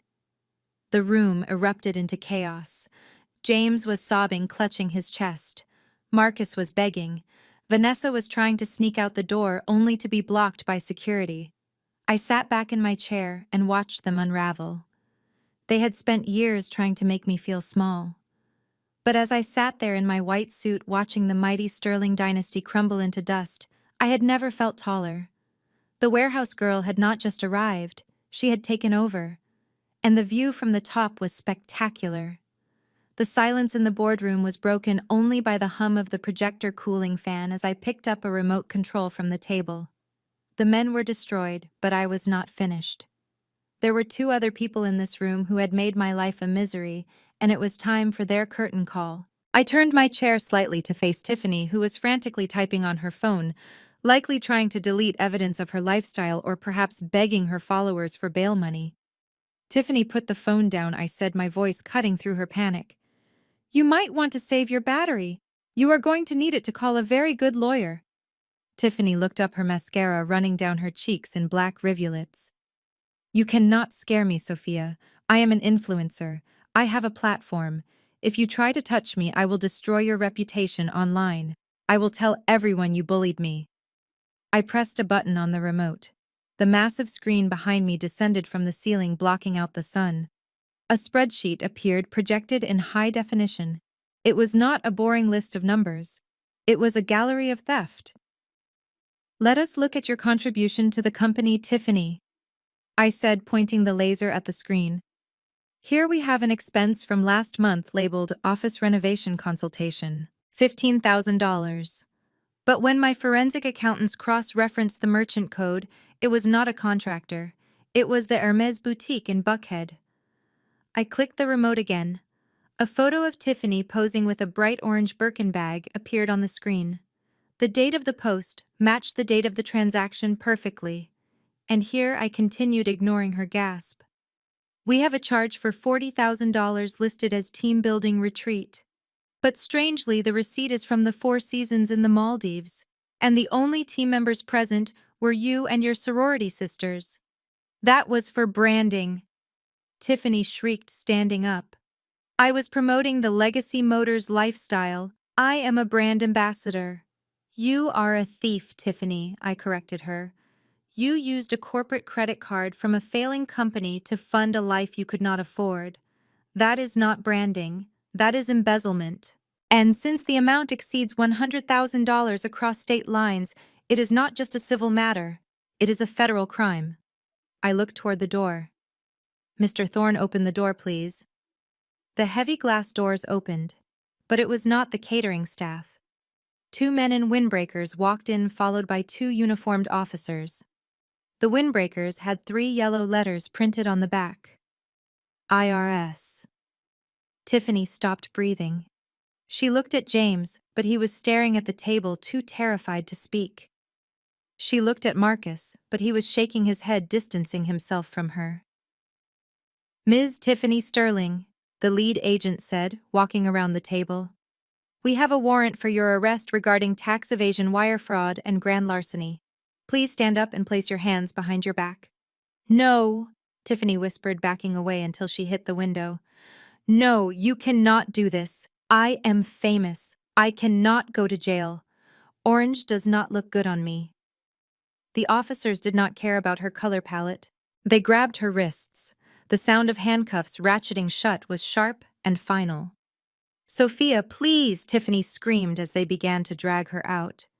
Tell them it was a mistake. I will give the bags back. I will give it all back. I watched her being hauled away, her heels dragging on the carpet she had once told me I wasn't good enough to walk on. Goodbye, Tiffany, I said softly. I hope your followers enjoy the mugshot. The door closed, cutting off her screams. The room felt lighter instantly, but there was one rat left. I turned my attention to the far end of the table. Vanessa King was sitting very still. She had not said a word during Tiffany's arrest. She was clutching her purse so tightly her knuckles were white. She began to slowly rise from her chair. Well, this has been very dramatic, Vanessa said, her voice shaking slightly but trying to maintain an air of superiority. But I really must be going. This seems like a family matter, and since I am not technically family yet, I should leave you to sort this out. Sit down, Vanessa, I commanded. She froze. Excuse me, I said, sit down. You are not going anywhere. Because out of everyone in this room, you are the one who truly underestimated me. Vanessa laughed nervously. I don't know what you mean. I am just Marcus's fiancée. I have nothing to do with the finances. No, I said. You are a corporate spy. And frankly, you are not a very good one. I clicked the remote again. The screen changed. This time it showed a video feed. It was grainy black and white footage from the security camera in James's office. It showed Vanessa clearly slipping the flash drive into the computer. It showed her downloading the files. Vanessa went pale. That proves nothing, she stammered. I was just checking my email. You were stealing Project Phoenix, I said. You were stealing the electric motor designs to give to your father. You thought you were being so clever. You thought you were stealing the future of Legacy Motors. I leaned forward, resting my elbows on the table. But here is the thing, Vanessa. I knew you were coming. I knew what you were after. So I let you take it. But the files you downloaded, they were not the real designs. They were a little gift I prepared just for you. I call it the poison apple. Vanessa stared at me, her eyes wide with confusion. What did you do? I altered the thermal regulation code, I explained. It looks perfect in simulation. But if anyone tries to build a prototype and run it at full power, the battery feedback loop will overload instantly. Vanessa stood up, knocking her chair over. You are lying. My father's engineers are testing the prototype this morning. They are running the first live diagnostic right now. I smiled, checking my watch. Then right about now they should be hitting 3,000 RPM. As if on cue, Vanessa's phone began to ring. It was a harsh, jarring sound in the quiet room. The caller ID flashed on the screen. Daddy. Answer it, Vanessa, I said. I think he wants to give you a performance review. She picked up the phone with trembling hands. She put it to her ear. Daddy, she whispered. She pulled the phone away almost instantly. Even from where I sat, I could hear the screaming on the other end. It was a man's voice filled with rage. You stupid girl! The voice shouted loud enough for Marcus to hear. You destroyed the lab! The prototype exploded. 3 technicians are injured. The fire suppression system ruined millions of dollars of equipment. Daddy, I didn't know, Vanessa sobbed. You didn't know. You told me the data was verified. You told me we had them, the voice roared. Do you know what you have done? The SEC is already asking questions about why we were testing undocumented technology. You have exposed us to criminal liability. Daddy, please help me.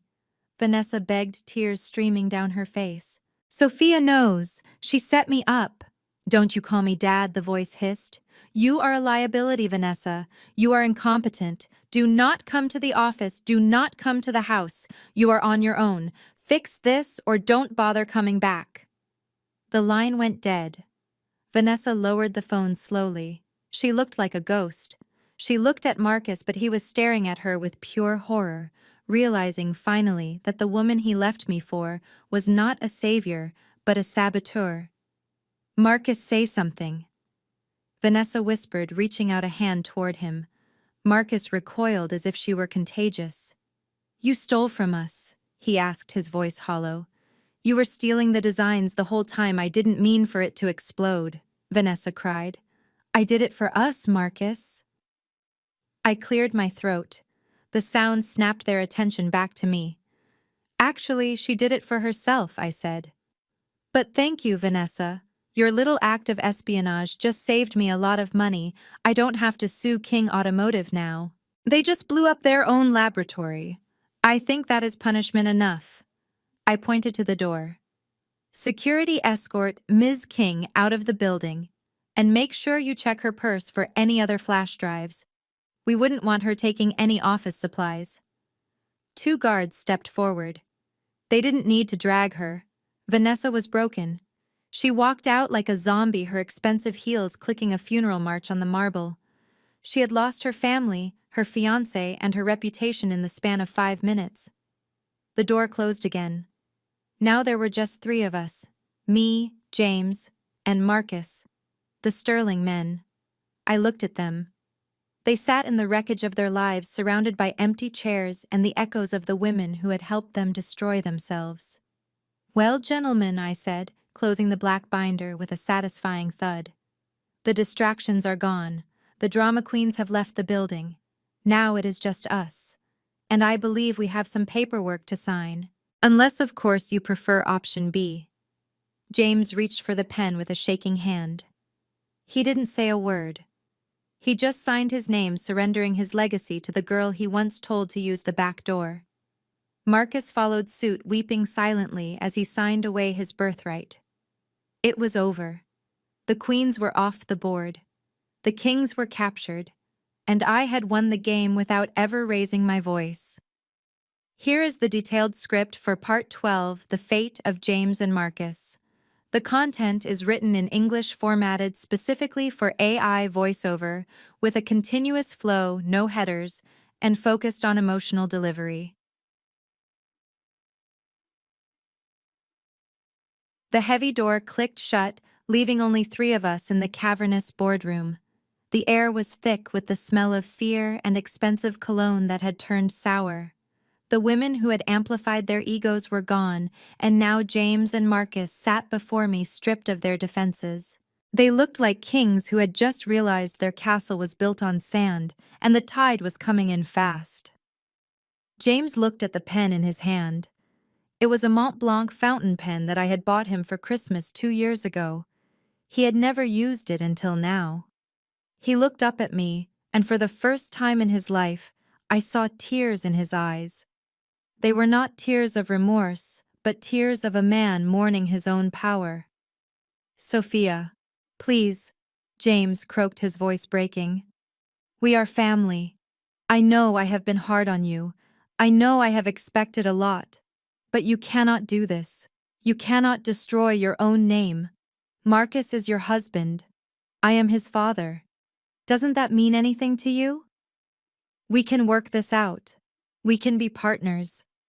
I stared at him. I let the silence stretch out until it became uncomfortable. I wanted him to hear his own hypocrisy ringing in his ears. "Partners?" I asked softly. "It is funny you use that word, James. Because just last week, on a stage in front of 500 of Atlanta's elite, you told the world that I was a mistake. You said I was a distraction. You said I was not part of the Sterling legacy. You publicly erased me from this family to sell your son to a rival. So do not sit there and appeal to a bond that you severed with a microphone and a spotlight." James flinched as if I had slapped him, but I was not done.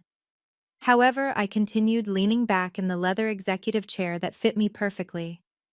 "I am a businesswoman, and I realize that firing the founder of the company on the first day of the acquisition might spook the shareholders. It might cause volatility in the market, and as the sole owner, I want stability. So I have decided to be benevolent. I am not going to fire you, James." Hope flickered in his eyes. A pathetic, desperate hope.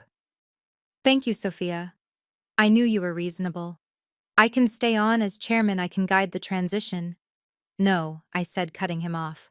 "The role of chairman requires vision and integrity, neither of which you possess. You are stepping down as chairman, effective immediately. However, I am appointing you to a new role. You will be the honorary advisor emeritus." Advisor, James asked, sitting up straighter. "That sounds respectable. What are the duties?" "There are none," I said coldly. "You will have no vote. You will have no budget. You will have no direct reports. We are removing the computer from your office because, frankly, you don't know how to use it anyway.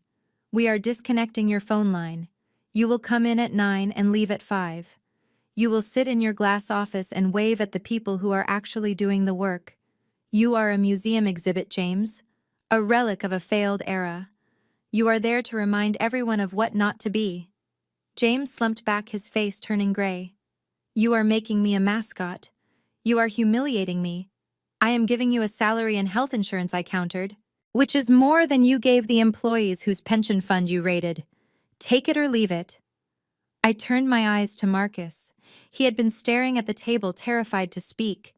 When my gaze landed on him, he jumped. "And you, Marcus," I said, "my loving husband, the man who stood on a stage and held another woman's hand while I served him appetizers." "Sophia." "I am sorry," Marcus blurted out. "I was weak. Dad pressured me. Vanessa manipulated me. I never stopped loving you. I can fix this. I can go back to being sales director. I will work harder. I will win back the clients. Just give me a chance to prove I am worthy of you. Oh, I am going to give you a chance. I smiled. But not in sales. You see, Marcus, looking at the audit, you are terrible at sales. You are charming, but you are lazy. You don't understand the product and you don't respect the process. But I remember you saying something to me once. You told me that my job at the warehouse was unskilled labor. You said anyone could pack a box or drive a forklift. You said it was beneath a sterling. Marcus swallowed hard. His eyes widened. I think it is time you learned exactly how hard that unskilled labor is, I said. I am removing you from the executive floor. Effective tomorrow morning, you are the new junior logistics clerk in the warehouse. The warehouse. Marcus gasped. Sophia, you can't be serious. It is 90 degrees in there. I have a bad back. I can't lift boxes. I am a sterling. You are an employee, I corrected him. You will report to the loading dock manager at 6 a.m. sharp. You will wear the neon safety vest. You will scan inventory. You will load trucks. And Marcus, you will earn the exact same hourly wage that I earned when I was supporting us while you played golf. $15 an hour. No. Marcus stood up, slamming his hands on the table. I won't do it. This is insanity. I will quit. I will walk out of here right now and sue you for spousal abuse. I laughed. It was a genuine laugh because his entitlement was so absurd. Go ahead, Marcus, I said, gesturing to the door. Walk out. But before you do, let us remember option B. I tapped the black binder on the table. Inside this binder is proof of 12 counts of wire fraud, securities fraud, and gross corporate negligence. You signed the papers, Marcus. You signed the false financial statements. You signed the transfer orders for the pension funds. If you walk out that door as an unemployed civilian, I have a fiduciary duty to report these crimes to the Department of Justice. I leaned forward, my voice dropping to a whisper. Do you know what happens in federal prison, Marcus? It is not like the country club. The beds are hard, the food is terrible, and nobody cares who your father is. The sentence for the amount of money you stole is roughly 20 years. Marcus froze. He looked at the door, then he looked at me. The reality crashed down on him. He was trapped. So I asked, what will it be, gentlemen? Will you accept your new positions in the company you destroyed, or should I call the U.S. attorney and have him meet you in the lobby with handcuffs? James picked up the pen. His hand was shaking so badly he could barely hold it. He signed the employment contract accepting his role as a powerless figurehead. He looked broken, a king reduced to a jester. Marcus looked at me one last time, pleading with his eyes. Sophia, please, don't make me do this. 6 a.m. Marcus, I said, cold as stone. Don't be late. We dock pay for tardiness. Marcus picked up the pen. He cried as he signed. Tears dropped onto the paper, smearing the ink. He was signing away his pride, his freedom, and his ego. He was now the lowest-ranking employee in the company he thought he would inherit. I stood up and smoothed my white suit. I did not say goodbye. I did not offer a handshake. I simply turned and walked out of the boardroom, leaving them in the ruins of their own making. They wanted to keep the company in the family. Well, they got their wish. They were working for the family now. They were working for me. Here is the detailed script for Part 13, the first day of work. The content is written in English, formatted specifically for AI voiceover, with a continuous flow, no headers, and focused on emotional delivery. The warehouse of Legacy Motors was a beast that breathed diesel fumes and exhaled heat. It was a sprawling cavern of concrete and steel, where the temperature consistently hovered 10 degrees higher than the world outside. For 5 years, this had been my kingdom. I knew the rhythm of the conveyor belts and the song of the forklifts better than I knew the sound of my own heartbeat. But today, the warehouse felt different. Today, it was not my prison. It was my courtroom, and the sentencing had just begun. I stood on the catwalk overlooking the main floor, flanked by a delegation of executives from Tokyo who were considering a massive distribution contract. They were impressed by the automation I had implemented, but I was barely listening to their praise. My eyes were fixed on aisle 4, specifically on the loading dock, where a new employee was struggling to lift a crate of alternators. Employee number 452. Marcus Sterling looked like a man who had been dropped onto an alien planet. The neon orange safety vest hung loosely on his frame, a stark contrast to the tailored Italian suits he had worn for the last decade. His face, usually smooth and composed, was slick with sweat and grime. His hair, which he used to spend 20 minutes styling every morning, was plastered to his forehead. He was gasping for air, his chest heaving as he tried to keep pace with the conveyor belt. I watched as he fumbled with a scanner gun. His hands, which had never lifted anything heavier than a golf club, were shaking. He dropped the scanner. It clattered onto the concrete floor. "Pick it up, Sterling," the shift supervisor yelled. It was Mr. Vance, a man who had once written me up for being 2 minutes late because my car broke down. Now he was barking orders at the former heir to the company. "You are slowing down the line. We have quotas to meet." I saw Marcus flinch. He bent down to retrieve the scanner, his movements stiff and painful. He looked miserable. He looked broken. And for a moment, just a fleeting second, I remembered how it felt. I remembered the blisters. I remembered the backaches. I remembered coming home to a husband who complained that his dinner wasn't hot enough while I could barely stand up. But that memory did not bring pity. It brought satisfaction. "Shall we go down to the floor?" I asked the Japanese delegation in fluent Japanese. "I want to show you the efficiency of our shipping department." We took the freight elevator down. As the doors opened, the wall of noise hit us. The clanking of metal, the beeping of reversing trucks, the shouting of men at work. I walked through the chaos like a ghost in a white hard hat, my heels clicking a sharp staccato on the concrete. The workers parted for me. They knew who I was. They knew I was the one who had saved their jobs and their pensions. They nodded with respect, a respect they had never shown James or Marcus. We moved down the central aisle. I pointed out the new sorting algorithms and the robotic arms, explaining the metrics of our turnaround time. The investors were nodding, taking notes. Then we reached aisle 4. Marcus was bent over a pallet, struggling to wrap it in plastic sheeting. He was tangling himself in the material, cursing under his breath. He looked up when he saw the group approaching. When his eyes locked onto mine, time seemed to stop. He dropped the roll of plastic. "Sophia," he breathed. He took a step towards me. He looked pathetic. There was grease on his cheek and a rip in his pants.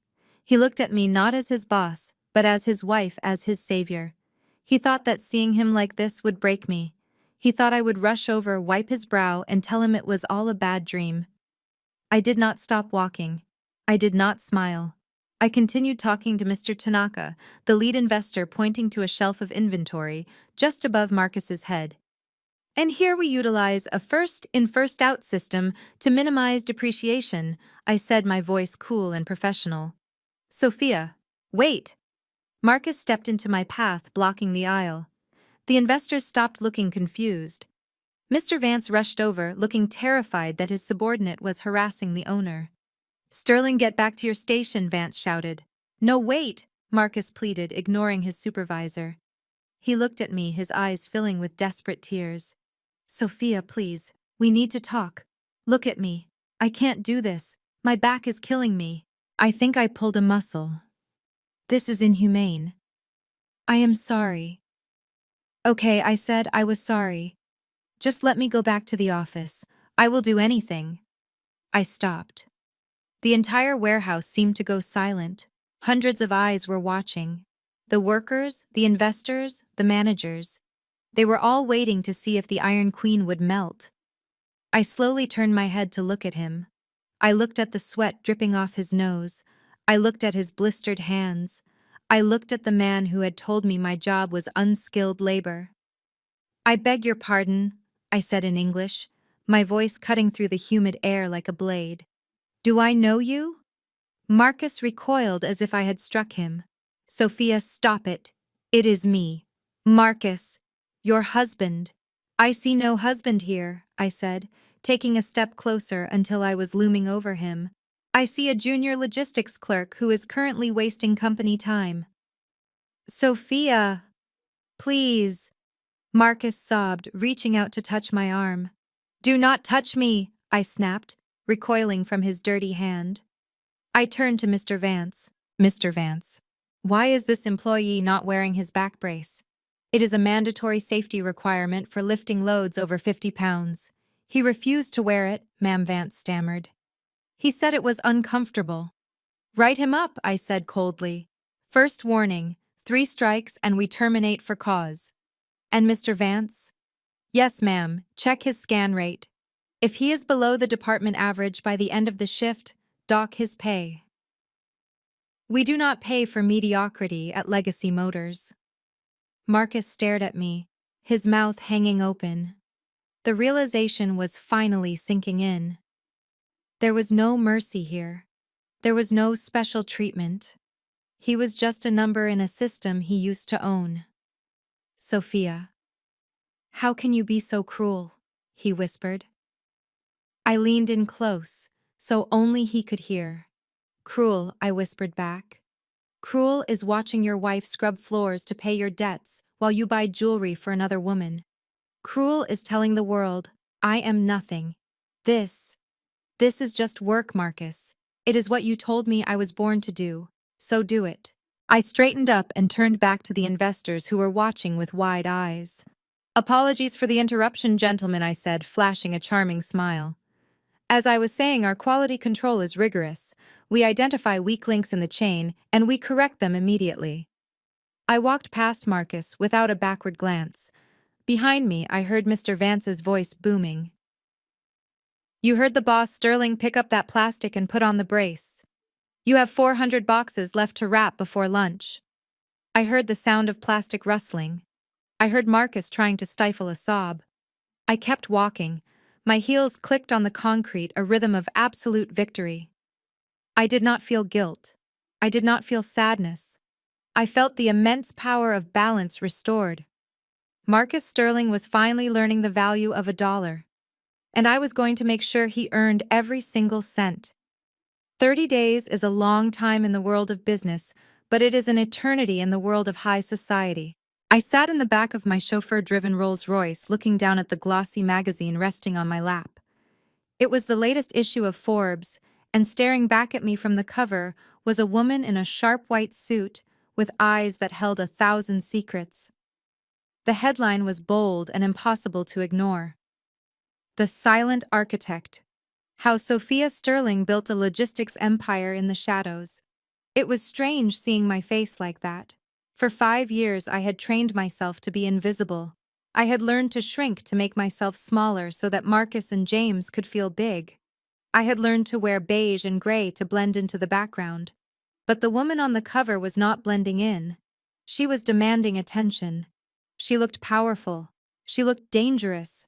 She looked free. My phone buzzed on the leather seat next to me. It had been buzzing non-stop for 3 weeks. I picked it up and scrolled through the notifications. The screen was a graveyard of hypocrisy. There was a text message from Mrs. Vanderbilt, the woman who had laughed when Tiffany spilled wine on me at the gala. Dearest Sophia, the text read, followed by 3 heart emojis. I just saw the Forbes cover. Absolutely stunning. We are hosting a charity luncheon for the Botanical Gardens next week, and simply must have you as our guest of honor. We have always admired your quiet strength. Love, Eleanor. I laughed softly. Always admired my quiet strength. A month ago she had asked me to fetch her a napkin because she thought I was a waitress. Now I was her dearest Sophia. I swiped the message away without replying. Then came the emails. Dozens of them. Invitations to gallery openings. Requests for coffee from investors who had ignored my calls for years. Flowers had been arriving at my office by the truckload. My reception area looked like a funeral parlor for the reputation of Atlanta's elite. They were terrified. They knew that I held the keys to the city now. They knew that Legacy Motors was just one piece of my portfolio, and they were scrambling to get on my good side before I decided to buy their debts too. The car slowed to a halt in front of La Lumiere. I looked out the window. The paparazzi were waiting. A month ago I could have walked down this street naked, and nobody would have looked twice. Now cameras flashed as soon as the driver opened my door. I stepped out, putting on my sunglasses not to hide my eyes, but to hide my amusement. I walked past them, ignoring the shouted questions about my hostile takeover and my disgraced husband. I walked into the restaurant, my restaurant, and the maitre d' bowed lower than he ever had before. "Your table is ready." "Madame Sterling," he said. "Mr. Julian Hayes is already waiting." I felt a small flutter in my stomach. It was a sensation I had not felt in years. Julian Hayes was the CEO of Green Horizon Energy. He was a visionary in the renewable sector, a man who had built wind farms in the North Sea and solar grids in the Sahara. We were meeting to discuss a potential partnership to electrify my trucking fleet. But I would be lying if I said I was only interested in his batteries. I walked to the private booth in the back. Julian stood up the moment he saw me. He did not wait for me to reach the table. He stepped out to meet me halfway. He was tall, with broad shoulders that filled out his navy suit perfectly. He had skin the color of deep mahogany and eyes that were warm and intelligent. He did not look at me with that predatory gaze I was used to from men in this city. He looked at me with something far more dangerous. "Respect." "Sophia," he said, extending his hand. "It is an honor to finally meet the woman who is terrorizing the old guard of Atlanta." I shook his hand. His grip was firm but gentle. "Please call me Sophia. The terrorizing is just a hobby. Logistics is my job." He laughed. It was a rich, deep sound that made the other diners turn their heads. He pulled out my chair for me, not in a performative way, but in a way that felt natural. As we sat down, he poured the water. He did not wait for the waiter. He served me. "I have to admit," Julian said, leaning forward. "I read the Forbes article twice. The way you restructured the debt leverage on Legacy Motors was a masterclass. Most people would have just liquidated the assets. But you kept the factory running. You saved 300 jobs." "It was efficient," I said, taking a sip of water. "Liquidating would have yielded a short-term gain, but a long-term loss in manufacturing capability. Plus, I enjoy the irony of making the Sterling men work for the workers they tried to rob." Julian smiled, and for a second I forgot about the business agenda. "I heard about that," he said. "Putting your ex-husband in the warehouse. That is poetic justice. But tell me, Sophia, does he actually wrap the pallets correctly?" I smiled back. "He is learning. His scan rate is up by 2% this week. If he keeps improving, he might get a raise next year. 50 cents an hour." Julian shook his head, looking at me with admiration. "You are incredible. You know, I meet a lot of powerful people in this industry. Men who inherit their empires. Men who think shouting is leading. But you built this in silence while surrounded by noise. That takes a level of discipline I have rarely seen."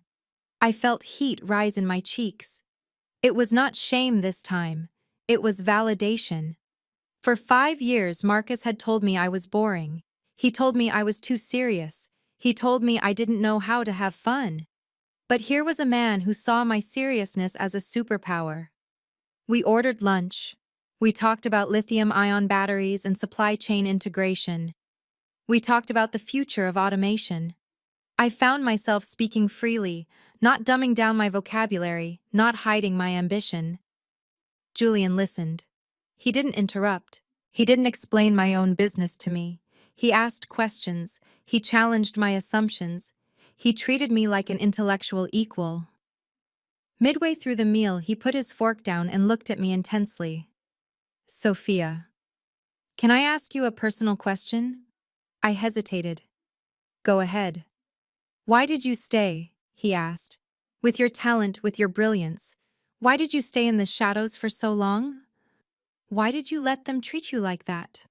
I looked down at my glass. It was the question I had asked myself 1,000 times. "Because I thought love was about sacrifice," I said softly. "I thought if I made myself smaller, he would feel bigger, and that would make him happy. I thought that was what a good wife did." And now Julian asked softly, "Now I know that a man who requires you to be small is a small man," I said, meeting his gaze. Julian reached across the table. He didn't touch my hand, but he let his hand rest near mine. A gesture of support. "Well, I can tell you this, Sophia," he said, his voice low and magnetic. "I do not scare easily, and I have never been intimidated by a woman who knows her worth. In fact, I find it incredibly attractive." The air between us crackled. It was electric. It was the feeling of being seen, truly seen, for the first time. My phone buzzed on the table, breaking the moment. I glanced at the screen. It was a notification from the warehouse management system, an alert about a bottleneck in the loading dock. I sighed. Duty calls. Julian signaled for the check. He didn't fight me for it. He didn't try to prove his masculinity by paying. He simply handed his card to the waiter and said, "My treat next time is on you, partner." Partner. I liked the sound of that. We walked out of the restaurant together. The paparazzi were still there, but I didn't care. Julian walked beside me, matching my stride. He walked on the street side, shielding me from the traffic. When the valet brought my car around, Julian opened the door for me. "Thank you for lunch, Julian," I said. "I will have my team send over the battery specs tomorrow." "Forget the specs," Julian said, leaning in the open window. "I want to see you again, and not to talk about trucks. I want to take you to dinner, real dinner, somewhere without cameras, somewhere we can talk about something other than business." I looked at him. I saw kindness. I saw strength. I saw a man who had built his own empire and was looking for a queen, not a servant. "I would like that," I said. "I will call you," he said. "And Sophia?" "Yes. Wear that white suit again. It suits you." I drove away, feeling a smile spread across my face that I couldn't control. I looked in the rearview mirror. The woman from the Forbes cover was looking back at me, but she didn't look hard anymore. She looked hopeful. I drove past the turnoff for the warehouse. I didn't need to go check on Marcus. He was just an employee now, a ghost from a past life. I had a company to run. I had an empire to build. And for the first time in a long time, I had a date on Friday night. The billionaire life was not just about the money. It was about the freedom to choose who sat at your table. And my table was finally surrounded by people who deserved to be there. Here is the detailed script for Part 15, the final phone call. The content is written in English, formatted specifically for AI voiceover, with a continuous flow, no headers, and focused on emotional delivery. The Indian Ocean is a shade of turquoise that looks almost fake when you see it in photographs. It is the kind of blue that Tiffany used to pin to her vision board, the kind of paradise she claimed was her spiritual home, even though she had never left the country. It is ironic that I am sitting here on the terrace of the most exclusive private villa in Uluwatu, drinking a passion fruit martini, while the people who thought they were better than me are likely waking up to a cold gray morning in Atlanta. I stretched my legs out on the lounge chair, listening to the rhythmic crashing of the waves against the cliffs below. The air smelled of salt and frangipani. For the last 48 hours, I had done something I had not done in 10 years. I had disconnected. No emails, no stock tickers, no logistics reports, and most importantly, no phone. My device sat on the teak table next to me like a dormant grenade. It was sleek black and silent. I had turned it off the moment the Gulfstream jet wheels left the tarmac in Georgia. I needed the silence. I needed to wash the stench of the warehouse and the boardroom off my skin. But I knew the peace could not last forever. In the world of business, silence is a luxury, but information is power. And I was curious to see just how desperate the Sterling family had become. I reached out and picked up the phone. The metal was warm from the tropical sun. I held down the power button. The screen flared to life with the Apple logo. It took a moment to boot up, searching for a signal across the ocean. Then the floodgates opened. The phone vibrated violently in my hand. It buzzed and danced across the table as the notifications cascaded in. A digital avalanche of panic. Ping, ping, ping. I watched the counter on the phone icon climb. It ticked up past 50, past 100, past 200. It finally stopped at 235 missed calls. 235 times the Sterling family had tried to reach out and pull me back into their drowning ship. I scrolled through the log. 100 calls were from James. I could only imagine the voicemail transcripts. He was probably calling to complain that the air conditioning in his glass office was too cold, or that the security guard didn't salute him with enough enthusiasm. He was likely realizing that being an honorary advisor meant he had to sit in a room and watch his former employees ignore him all day. He wanted his mansion back. He wanted his dignity back. He wanted the daughter-in-law he used to silence to come and fix his life. 50 calls were from cousins and distant relatives, the vultures, the people who had snubbed me at the wedding because I didn't have a famous last name. Now that they had seen the Forbes cover, now that they knew I controlled the family purse strings, they suddenly wanted to reconnect. They wanted loans, they wanted jobs, they wanted to remind me how much they had always loved me. And then there were the calls from Marcus, 50 of them. The timestamps showed he had been calling at all hours, during his lunch break at the warehouse, late at night when his back was aching from lifting boxes, early in the morning before his shift started. I looked at his name on the screen. Husband. I had not changed the contact name yet. It felt like a relic from a past life. Just as I was about to put the phone down, it lit up again. Call number 236. The picture of Marcus flashed on the screen. It was an old photo one where he looked happy and arrogant wearing a tuxedo at a gala. It looked nothing like the broken man in the orange safety vest I had seen last week. I let it ring. Once, twice, 3 times. I took a sip of my cocktail, letting the condensation cool my fingertips. I looked out at the endless horizon. I did not need to answer. I was free. I was rich. I was loved by a man named Julian who was flying out to join me tomorrow. But closure is a powerful drug. And I wanted one last hit.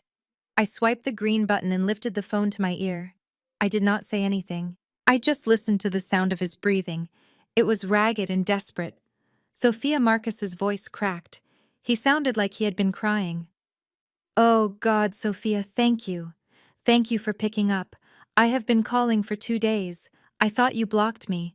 I thought you were dead." "I am very much alive, Marcus," I said, my voice calm and steady, matching the rhythm of the ocean. "I am in Bali. It is beautiful here. You should tell Tiffany. The lighting is perfect for selfies." Bali. Marcus let out a choked laugh. "You are in Bali while I am in hell. Sophia, listen to me. You have to stop this. I can't do it anymore. My hands are bleeding. My back has seized up. Mr. Vance wrote me up again today because I dropped a crate. They are threatening to fire me, Sophia. Your managers are monsters." "They are efficient, Marcus," I corrected him. "They are holding you to the same standard you held your employees to for years. It is called accountability." "Screw accountability," Marcus shouted, his voice echoing in what sounded like a small, empty room. "I am your husband. Doesn't that mean anything? I know I messed up. I know I hurt you, but this punishment, it is sadistic. I have learned my lesson. Okay, I am humble now. I get it. Please, Sophia, I miss you." He paused, and for a second I thought he might actually be sincere. "I love you, Sophia," he whispered. "I never stopped. Vanessa was a mistake. She was just a shiny object. You are my rock. You are the only real thing in my life. Please come back. Please give me another chance. Not for the company, not for the money, but for us." I closed my eyes. 5 years ago, those words would have melted me. 5 years ago, I would have flown home and fixed everything. But the woman who would have done that was dead. She died the night he stood on that stage and held another woman's hand. "You love me?" I asked softly. "Yes," Marcus cried. "Yes, I do." "Or do you love the fact that I'm the only person who can save you from a minimum wage life?" I asked. "Do you love me, or do you love the chairman's seat?" "I love you," he insisted. "That is unfortunate," I said, opening my eyes and watching a seagull dive into the water. Because I have some news, Marcus, and since you are an employee of Legacy Motors, I suppose you should hear it from the owner first. What news? He asked, his voice trembling with a new kind of fear. I sold the company, I said. There was a silence so profound, I could hear the static on the line. You what? I sold Legacy Motors this morning? I continued, swirling the ice in my glass.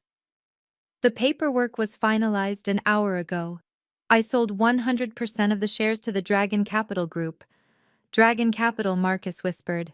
The Chinese conglomerate, Sophia. They are butchers. They buy distressed companies and strip them for parts. I know, I said. They made me an offer I couldn't refuse. 3 times the valuation. It was a brilliant exit strategy. But what about the employees? Marcus stammered. What about Dad? What about me? That is the best part, I said, a smile spreading across my face. Dragon Capital has a very strict policy. They bring in their own management. They bring in their own advisors. They don't believe in honorary titles for failed chairmen. And they certainly don't employ junior clerks with bad backs and expensive tastes. Sophia, no. They are liquidating the workforce tomorrow, Marcus, I said, checking my watch. The email should be hitting your inbox any second now. Your father is fired. You are fired. The warehouse is being shut down and the inventory is being moved to Shenzhen. You can't do this, Marcus screamed. You promised. You said we could work for you. You said we had jobs. I said you had jobs as long as I owned the company. I replied. I don't own it anymore. I am just a private citizen enjoying a vacation. Sophia, please, you have to stop the sale. We will be destitute. Dad has nothing. I have nothing. You have your experience, Marcus, I said, my voice turning cold as the ice in my glass. You have a whole week of experience as a logistics clerk.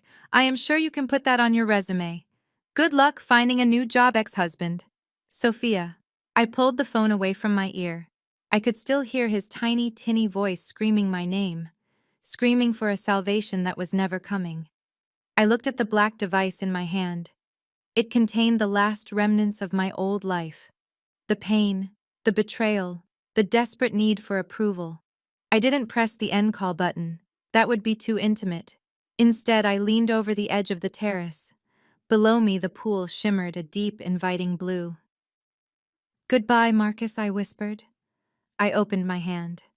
The phone tumbled through the air, turning end over end. It hit the water with a satisfying splash, sinking rapidly to the bottom of the deep end. The screen flickered once, glowing through the water, and then went black. Silence returned to the terrace. I picked up my martini and took a long, slow sip. The sun was beginning to set, painting the sky in shades of violet and gold. I heard footsteps behind me. I turned to see the villa staff bringing out a tray of fresh fruit. They smiled at me, bowing respectfully. Is there anything else you need, Madame? The server asked. I looked at the empty table where the phone used to be. I looked at the horizon where my future was waiting. No, I said, smiling. I have everything I need. I turned back to the ocean and watched the sun go down on the Sterling Empire. It was the most beautiful sunset I had ever seen. The most powerful lesson from Sophia's journey is that silence is not weakness. It is a strategy. While her husband's family focused on appearances and titles, Sophia focused on building a legacy.